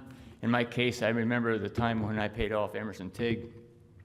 And he called me up and says, Dick, I understand that you paid off Emerson from your first store. And I said, yes, I did. And Gail and I, we did it faster than we were required to do. And he says, well, you know you didn't pay off Emerson. And I said, yeah, yes, we did. Mr. Frank is Mr. Frank then. He says, no, who paid off Emerson was the people who bought your goods and services. And Larry got that conversation, Keita got that conversation, so Ray, we all got that conversation, giving back. And it was an important thing at that time. How many 60, 70, 80-year-olds, my age now, were involved in Salem, and now we have the vast majority here today that get to do that too. And that's how a community really does become successful. Another thing that Jerry did, and he did for Larry too, and the rest of us at that age, asked I want you to go down to the hospital, and there's a wall of fame down there. And I carry this around with me. Some of you at the older people might recognize these names in this wall of fame down there at the Salem Hospital. Bonesteel, Hammer, Compton, Davis, Green, Sherman, Omhart, Chafton, Lambert, Hayes, Leslie, Childs, Teague, Neufeld. Those were the people at that time when I was in my early 40s, just starting out in business, who made the community like it is. Now what do we do? Think of these names: Guido Colorazzo, Peter Courtney, Gene Durf. I never did vote for Peter. But Jackie Frank got him straight out. That was good. Gene Durfler, Larry Epping, Jerry Frank, Bill Fry, Les Green, Brian Johnson, Gary Kaufman, Chuck Lee, Mike McLaren, John Muscawi, Jason Myers, Selma Pierce, George Puentes, Jim Ryman, Orville Roth, Jack Scott, Jackie Winters. They're gone. They're gone. That's what we need to talk about, and how we are going to make this community as good as it is. One thing that was left off in that little talk is this is the best place to live because you live here. If you don't think it is, get out. Unfortunately, some of my age people have doing that, and that's a real no. On LT's philosophy, and a lot of us that we were talking about that, we don't, people of means and who want to make the town better, make the community better, make the Mid-Willamette Valley better, is making purchases, not giving money. I can't think Gail and I give money to anybody. We make purchases, and no one's ever bought a car from me, or Scott Casebeer. No one's ever bought a car from me without expecting a return on your investment. When the 501c3s do something with your funds, and that's where Larry comes in about. He structures it, so he does it so well. So I just want to say for Larry Tokarski, one thing else. This is his T-shirt. Yeah, you know, I just have to smile. Everybody, we don't see each other very often, but we've had lunches over there. He is a very, very expensive person. Do I need to say anything more? Let me just tell you one real fast story. I know we're out of here. We're going to be out here till midnight. 2003. No meth in our neighborhood. People remember that back then? We had real problems on the meth. So we raised $250,000, the business community did. And we had we got that money, and then we had about 4 or 5, the sheriff, the police departments all around us. We had the feds, we had everybody, and we had a big bust in the Mid-Willamette Valley. And so we all met at the fairgrounds when the police were going to go out and arrest all these people. And that was about 4:30 in the morning. About 5 o'clock, about 30 Department of Human Services people showed up, and Judge Pamela Abernathy was there. And we asked, why are these people here? They said, well, there's going to be children in these drug homes. And they arrested all these people, and about 35 kids came out. Pamela Abernathy said, okay, you two guys, I want us to have a receiving home where we have 2s and 3 siblings together. They don't have to split them up to different foster care areas. I left the fairgrounds up to the Dodge store. There was a voicemail on my phone. We still had old-fashioned phones then. Larry said, I've got a place. I said, what do you mean? I called him back and I said, what do you mean you have a place? I said, I just rented a house. This was like 35 minutes after Pamela Abernathy talked to us. That's how Larry works. And also he said, I said, first of all, we're going to have to raise some more money to get a rail house. He says, yes, we're going to meet next week here at the hotel. Well, who's going to run that? He says, well, you are, Dick. So he says, I got Jim, my brother. He's going to build a place over on Madison, and we're going to have the Catholic Community Services. Jim Seymour's here. He's going to run it, and we did that. In 9 months, we had a house, and this is him. Then the second story on that was we needed 50 more foster care children, and everyone says you're not going to be able to do that. We had a meeting right here. We had 150 people there. We had all the churches in town, Catholic Servant Services, all the fellowships here in town, and we raised for 50 families in 59 minutes. The next year, we raised 150 families. This town, what I'm trying to tell you is this town is glue. It works together. It works together. My last story is when Bud Pierce's wife was killed in an auto accident. Larry sent both of us. I could tell you stories between Bud Pierce. Those two guys are expensive. I could tell you, but LT wrote this message to Bud Pierce, and Tom, you might remember that we said that on the TV on that. He said, "Bud, I don't know what to say to you, but I know one person knows, and it's Jesus." And that is Bud Percy. I mean, that is Larry Tokarski. He doesn't leave his faith on his sleeve. The guy is the real deal. Thank you very much.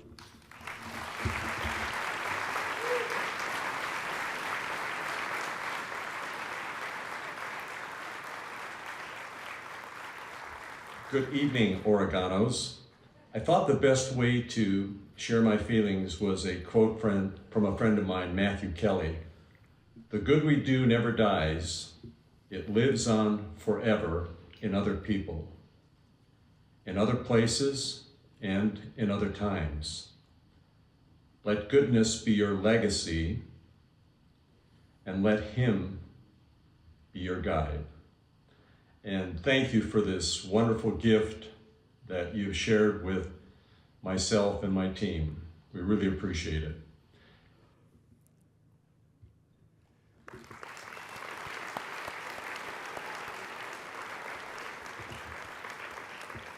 I have to get myself one of those shirts in case they ask me back. Congratulations to our outstanding young professional, nonprofit leadership, distinguished service, and Legacy of Leadership Award recipients. The culmination of tonight is the First Citizen Award.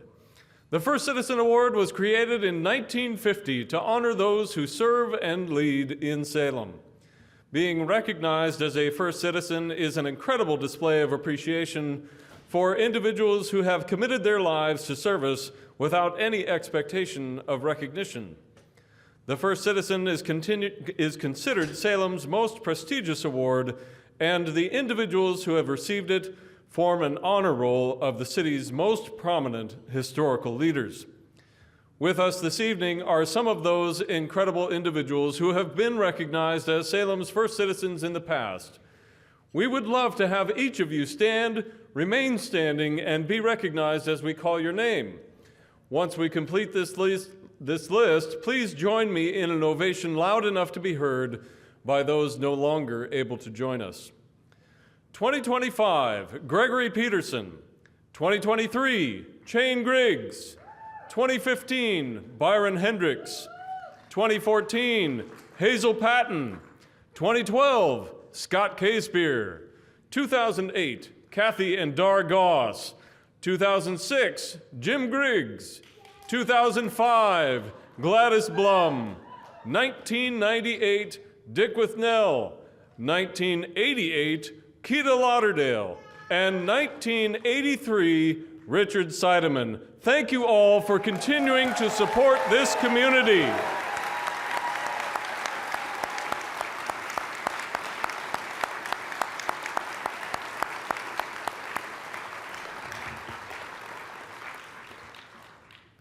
Individually admired for their selfless volunteer work and accomplished in their professional careers, Laura as a realtor and Dan as a home builder and small business owner, the Dorns have made an even greater impact together as a powerhouse servant leader duo. Laura and Dan Dorn have spent decades investing their time and expertise in strengthening their community, including Dan's 8 years on the Salem Planning Commission and Laura's board presidency of organizations such as the Mid-Valley Association of Realtors and the Salem Area Chamber of Commerce. Through professional leadership and development, volunteerism, and philanthropy, the couple has built a reputation as two of our community's most dedicated and respected leaders. Together, the Dorns' greatest impact may be their dedication to youth and workforce development. Both have played a pivotal role in advanced construction education and the Career Technical Education Center, helping provide high school students with hands-on experience in residential construction.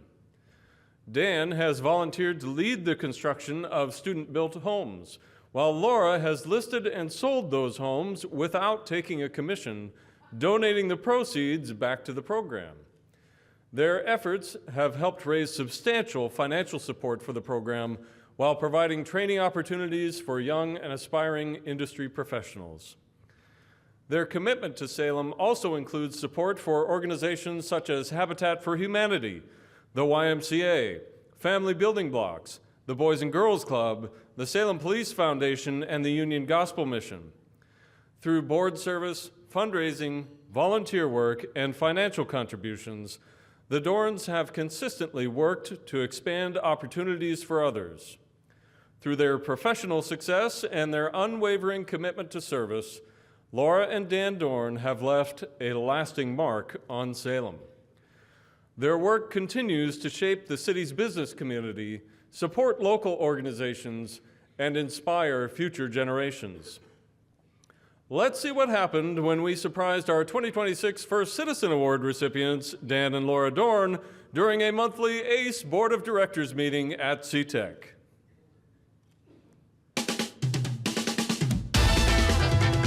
Okay, we ready to go, team? You want to come with us?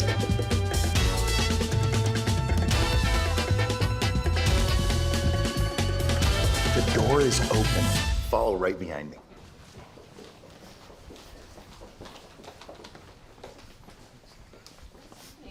Oh, no way. You're gonna make me cry.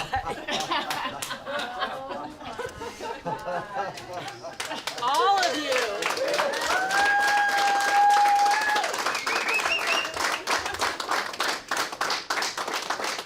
Laura and Dan Dorn.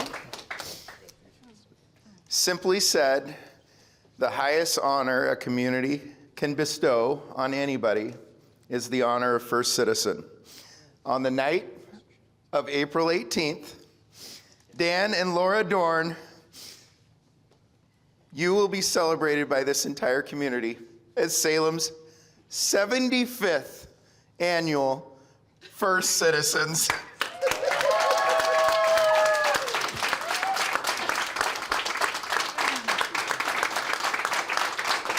Hi, you guys.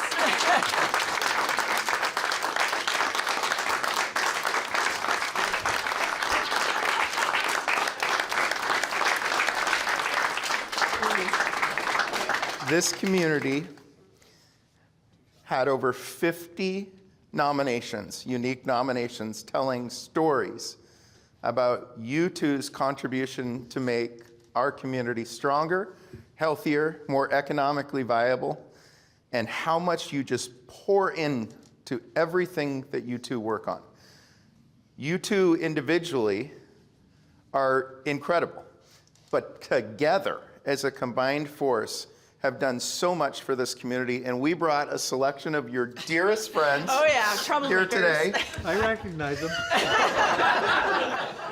When you need things done, everyone knows you go to you two, and Laura gets stuff done. And it's just always been so impressive, and I get tired just watching everything you do. And I'm like, how are you doing that too? I can just remember all the times we got to spend together and how Mike saw greatness in you two. And I've seen you work so hard for this community in the last 20-some years. And thank you for all you've done. Our friendship just means a whole lot. Thank you. You continue to both give back to the community in so many ways. The Police Foundation.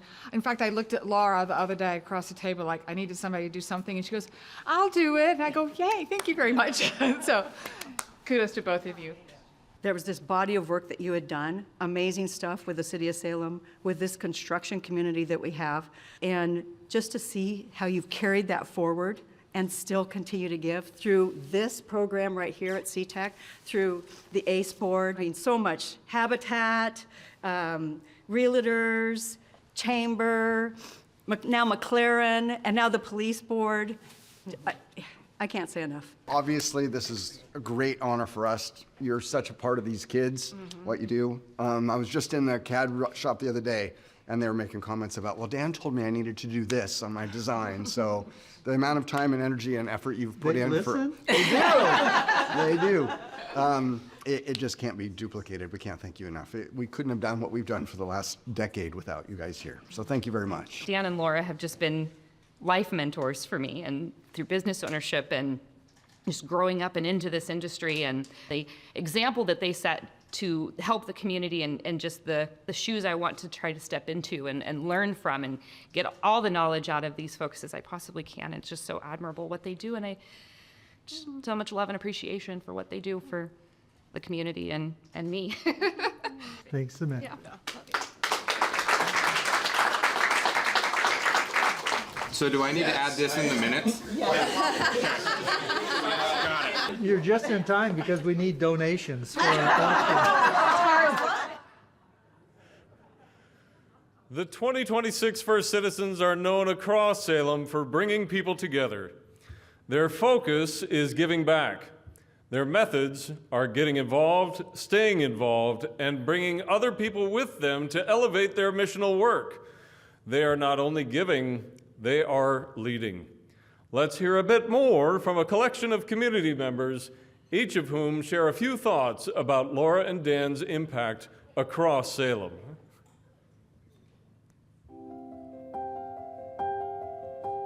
Well, the first citizen is the embodiment of giving back to your community. And when you think across Salem Kaiser, who are people who have just had an absolutely profound effect on so many different things, Laura and Dan Dorn rise immediately to the top. I think it's someone that really does it for the right reasons. They do it because they love the community. And I see that in Dan and Laura. They love the Salem area.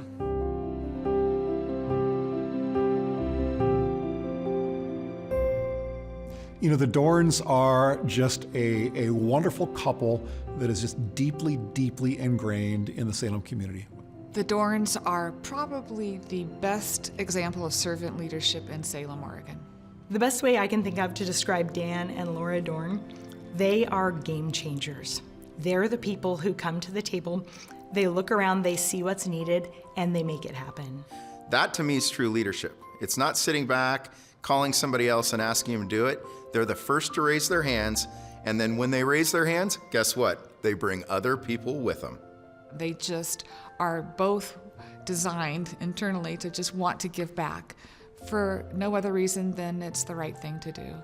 You know, there's a volunteer life cycle for folks that get involved in organizations, whether that's an industry organization or a nonprofit. You know, folks put in time, you know, may rise to leadership within the organizations, but then they fade away. And that's a very natural progression, but it's like that memo never got to Dan and Laura.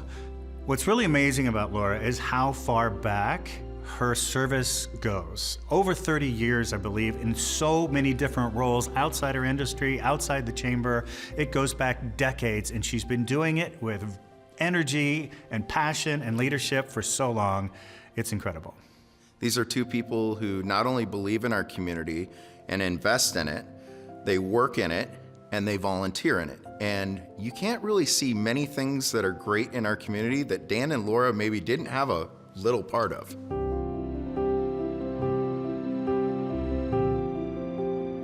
We all have the same 24 hours in a day, and yet somehow Dan and Laura Dorn do so much with their time. And when they say they'll do something, you know it's going to get done. They volunteer on committees, and they help organize things. They want this place to be the best place to live. Both of them have been such contributors to our community, the surrounding area, especially with the youth in the construction industry. With their involvement in advanced construction education really is contributing towards future students. And we have high school students that are looking to get into the trades, and it's kind of developing and mentoring and nurturing and providing them opportunities to get experience, to get into really what can be a fulfilling career for those students. Salem Kaiser schools could never have seniors in high school design and build a home from the ground up. We couldn't incur the cost, the logistic, the liability, and the time they and a few other dedicated professionals put in make that experience, that training, that opportunity possible.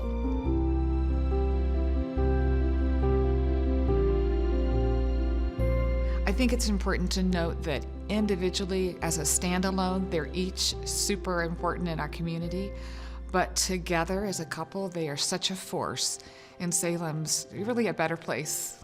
Both of them have accolades and services that qualify for this honor. And so it's great we can honor them together as a unit, but really we could honor one this year and one the next because their service has been so deep in the community.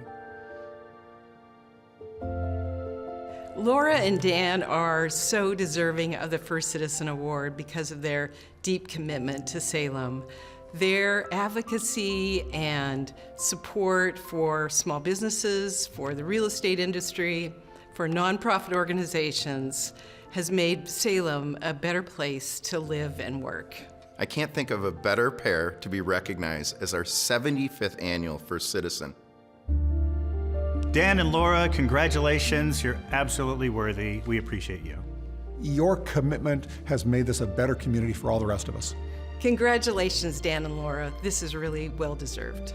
Dan and Laura, I just want to congratulate you. This is such well-deserved recognition, and I appreciate everything you do. Thank you, Dan and Laura. You two are rock stars. Salem is a better place to live, work, and play because of you.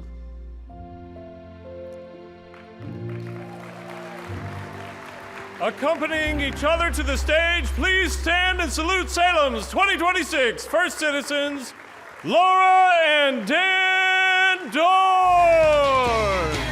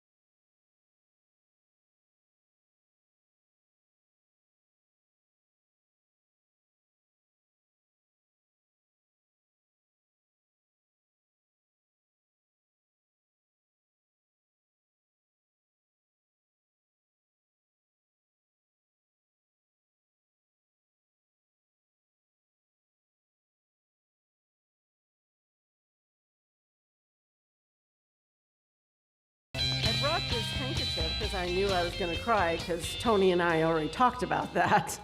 But I have sweaty palms, so I was like, I don't usually get so nervous. But first of all, thank you, everyone, for everybody that showed up. There's a lot of you. This has been an honor and a wonderful evening. I want to start by thanking some people here. The first person I'd really like to thank is standing right here beside me. Dan, I couldn't do this without you, all the things that I do. You never say no, and you always support me. You okay? I'm good. Continue not to say no. Don't say no. Just a second, I have to think that over. This is the only way we're going to get through this. Thank you also for all the team, the volunteers, the First Citizen Committee, who worked so hard to put this great evening together. I really appreciate all of you, the hard work. Katie, Arnold, you knock it out of the park. Thank you so much for your beautiful voice. I've chaired this event for at least 15 years. I've been on it for 25. I can't believe this time has gone by so fast. I've built a great relationship with the people that run this conference center, the relationships, the friendships, and many of the staff here. So I thank you for helping this night happen. So thank you, Convention Center staff.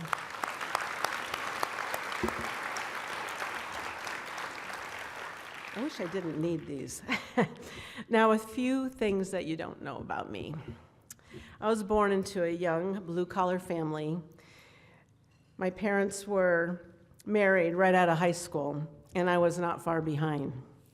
My dad worked for Abbey Rents, and he delivered everything from oxygen to party supplies, and to as diverse of a group of people from nursing homes to movie stars. On nights, here, take that.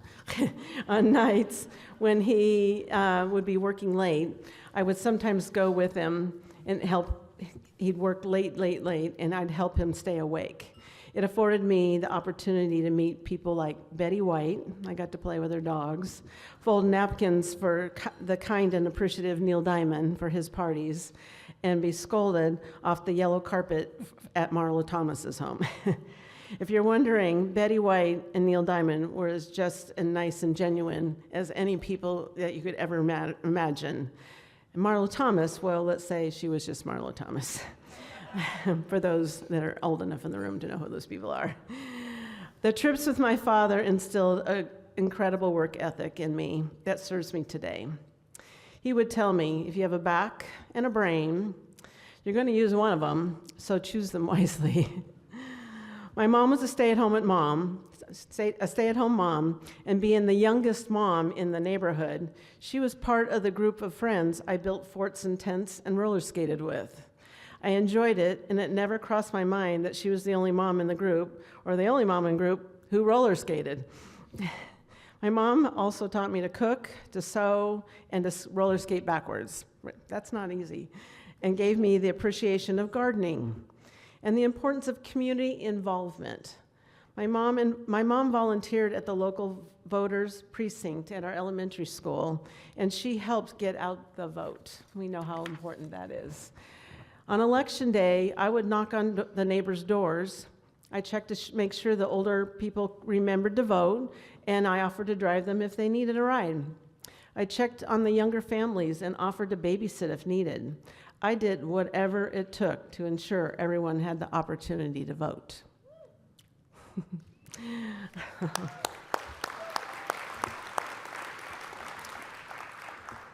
The overachiever in me. I graduated high school halfway through my junior year and was accepted to nursing school.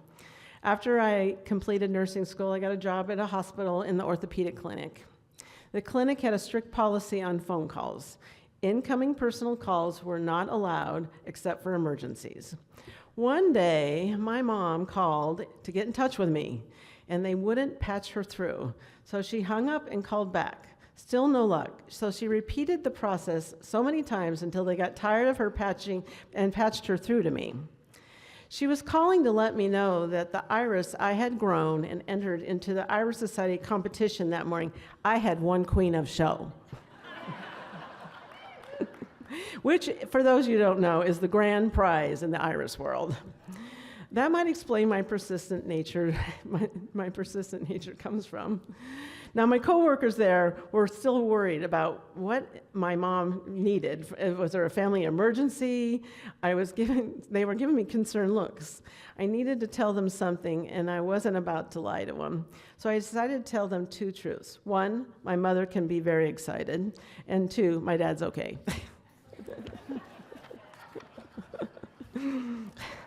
I loved my nursing career, and I thrived it. I eventually landed a position with a group of orthopedic surgeons that I just loved my job. I was there for many years until they all retired and the practice dissolved. That was 1989. I assumed that with my skill set that I could get a job anywhere.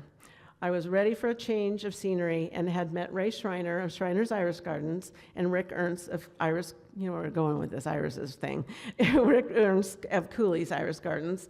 And I met them at Iris Society's conventions, and they encouraged me to move to Oregon, where you can really grow irises, roses, daylilies, and anything else I can stick in the dirt. So I sold my home, packed my car, and headed north. I picked Salem because I wanted to be in a small town. I arrived not knowing a soul and quickly started looking for a nursing position. I was just as quickly disappointed to find that there wasn't a need for as many orthopedic nurses, and if I did find a position, the pay was so a fraction of what I was used to getting in California. I settled for some part-time positions with some local physicians, and I began to think that I made a big mistake. Meeting people and making friends is easy as a full-time nurse, but not exactly the same when you're a part-timer. The next easiest place to meet people is by volunteering. So I went to the Humane Society and I signed on. Looking back, I realized I started doing volunteer work in desperation, and it became a habit. One night I was talking to my friend from Los Angeles and lamenting my situation when she suggested that maybe it was time for a new career. The option had never crossed my mind. She said, "Had you ever thought about real estate?" So I found Norm Webb real estate classes, finished it, passed the test, and voila, I'm a realtor. So immediately called her and says, "Now what do I do?" She suggested to find a well-established local firm that offered training and education and apply. I went to Larry Tokarski's Coldwell Banker Mountain West Real Estate. This is very impressive to me that Larry's gotten the award tonight too, and that gave me a chance. Thanks, Sue. The training they provided was invaluable, and I immediately joined the Salem Realtor Association and the Chamber of Commerce, and 2 years later I was in the top 10 of the sales in this company, and I was meeting people. One of those people is this guy right here on stage with me right now. It's important to have mentors and heroes, and we've heard that through a lot of people tonight. My mentors are my parents, Mr. Brubaker, my 6th grade teacher, who taught me to sing, play the harpsichord, and do whatever I wanted to achieve in life. Mike McLaren and Selma Pierce. The common denominator in all of them: live life with integrity, do the right thing, be involved in teaching and cultivating the talent and culture, respect, everyone is important, dignity of work and trust, selfless service, resilience. The energy you bring to work you do is far more important than the work itself. The energy you bring is the outcome you get. And finally, never make it about yourself. I am known for being very optimistic, and I believe it's a waste of time and energy to be negative. I believe in a quote by Colin Powell: "Perpetual optimism is a force multiplier," and I live that every day, and so should you. And finally, thank you to the nominating committee for selecting us. We're a team, and I wouldn't want it any other way.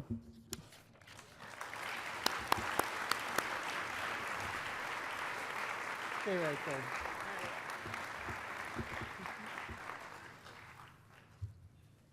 Laura, I love your story, and I'm so glad that when you looked for a change of scenery, you chose Salem. And where is my speech? Oh, that was mine. Okay, this is our favorite event of the year.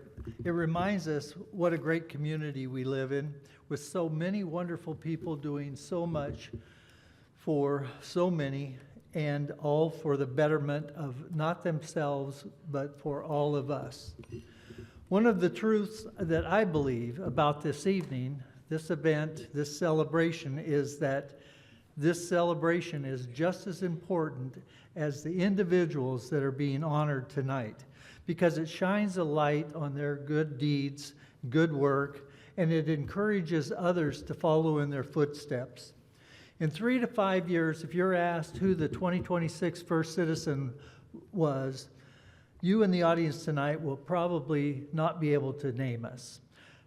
I'm not saying that you won't remember that Laura and I received this wonderful recognition, but time has a way of jumbling things, and you won't remember if it was 2025, 26, 27, and that's not really what's important. What is important is how we made you feel, and if this event moved you.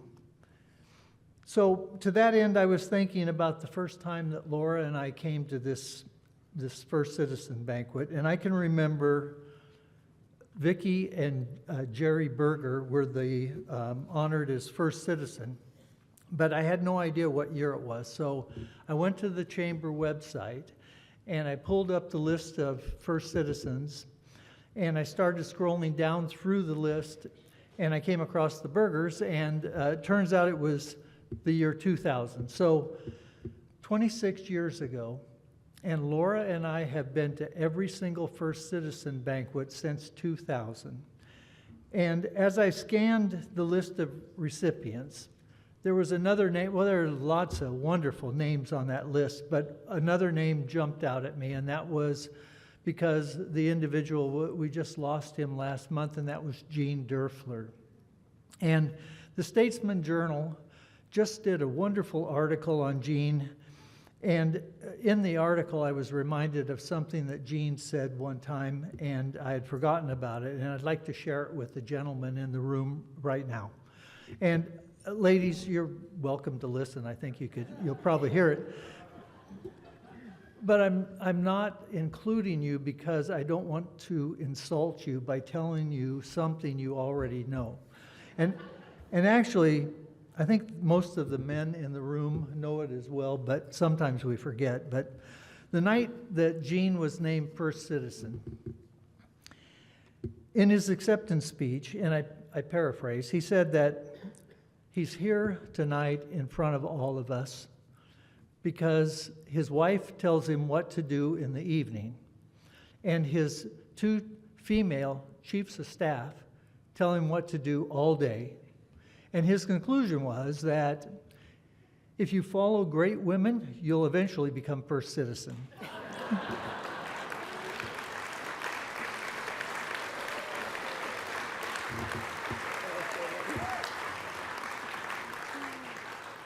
I've certainly followed that path, and I have the story to prove it. You see, 26 years and probably 2 or 3 weeks ago, Laura came to me and said,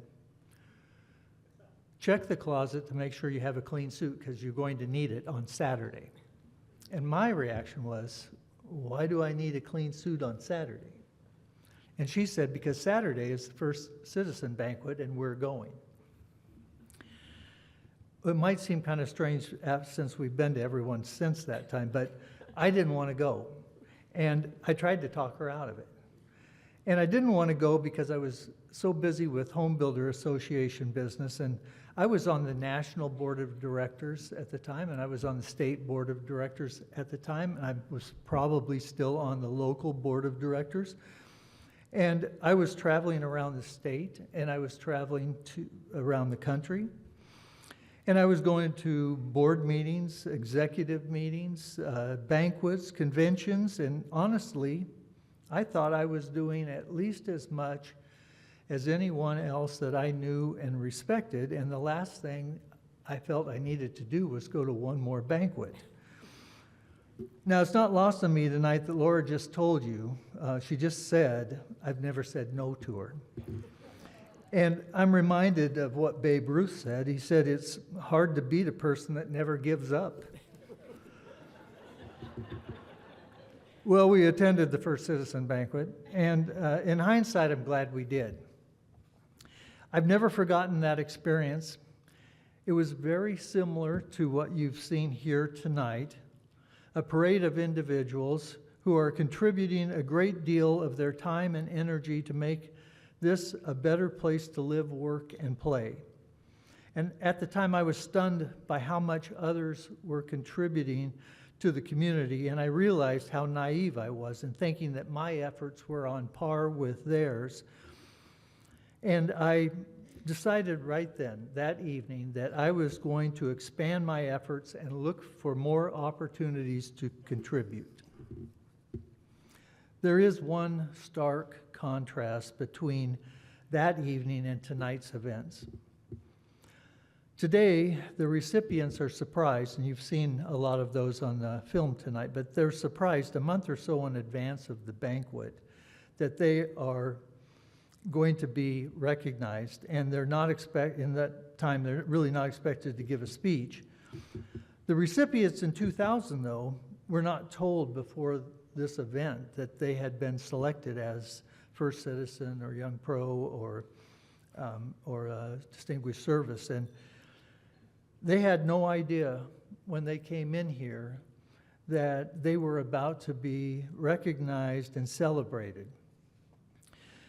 I know there's a lot of former First Citizens, Distinguished Service Award winners, and young professionals in the room tonight, and I'm sure every one of them remembers the experience when they were told that they had been selected and the flood of emotions that followed after that.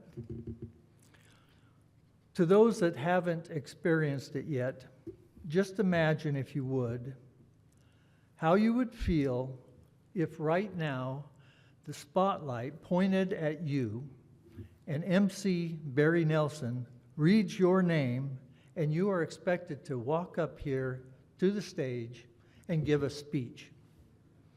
All of us that have experienced that moment all react the exact same way. We're shocked and we're stunned, and at least 99% of us, and Tony said it tonight, they say the same thing. I'm speechless.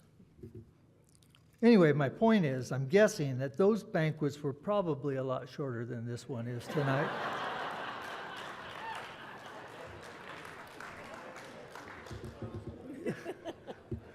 Getting back to the first banquet, when the evening ended, I was still stunned by the events, and I wanted to reflect on what I had learned and heard, and I wasn't ready to get up, but people were getting ready to leave, and I noticed Laura was starting to get up, and I looked at her, and she was looking at me and she had this knowing look on her face, and she leaned down, and it was as if she was reading my mind. She said, "We better get busy." I think that's the moment that we became a team. And you already have heard tonight the rest of the story, so I won't bore you with that anymore. I just want to say thank you to the Salem Chamber of Commerce. We're honored and humbled by this recognition, and we want to thank all of you for coming out to celebrate with us this evening, and we hope that you enjoy the rest of your evening, whatever it is you have planned. Good night.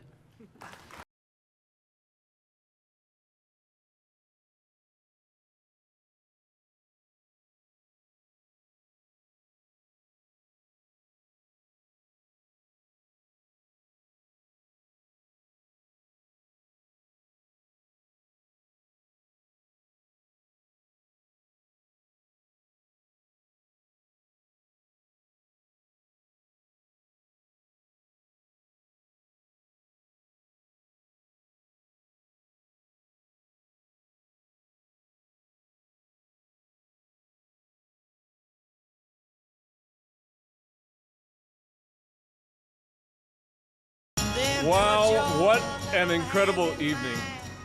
Now, you'll have to bear with me, and I have to do this, and everyone needs to smile for me. Would you do that for me?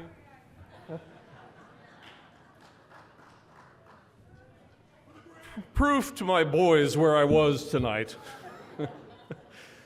Alex, Tony, Carlee, Larry, Laura, and Dan. It is an honor to be able to recognize your efforts in community building. Let's give all of tonight's award recipients another big round of applause.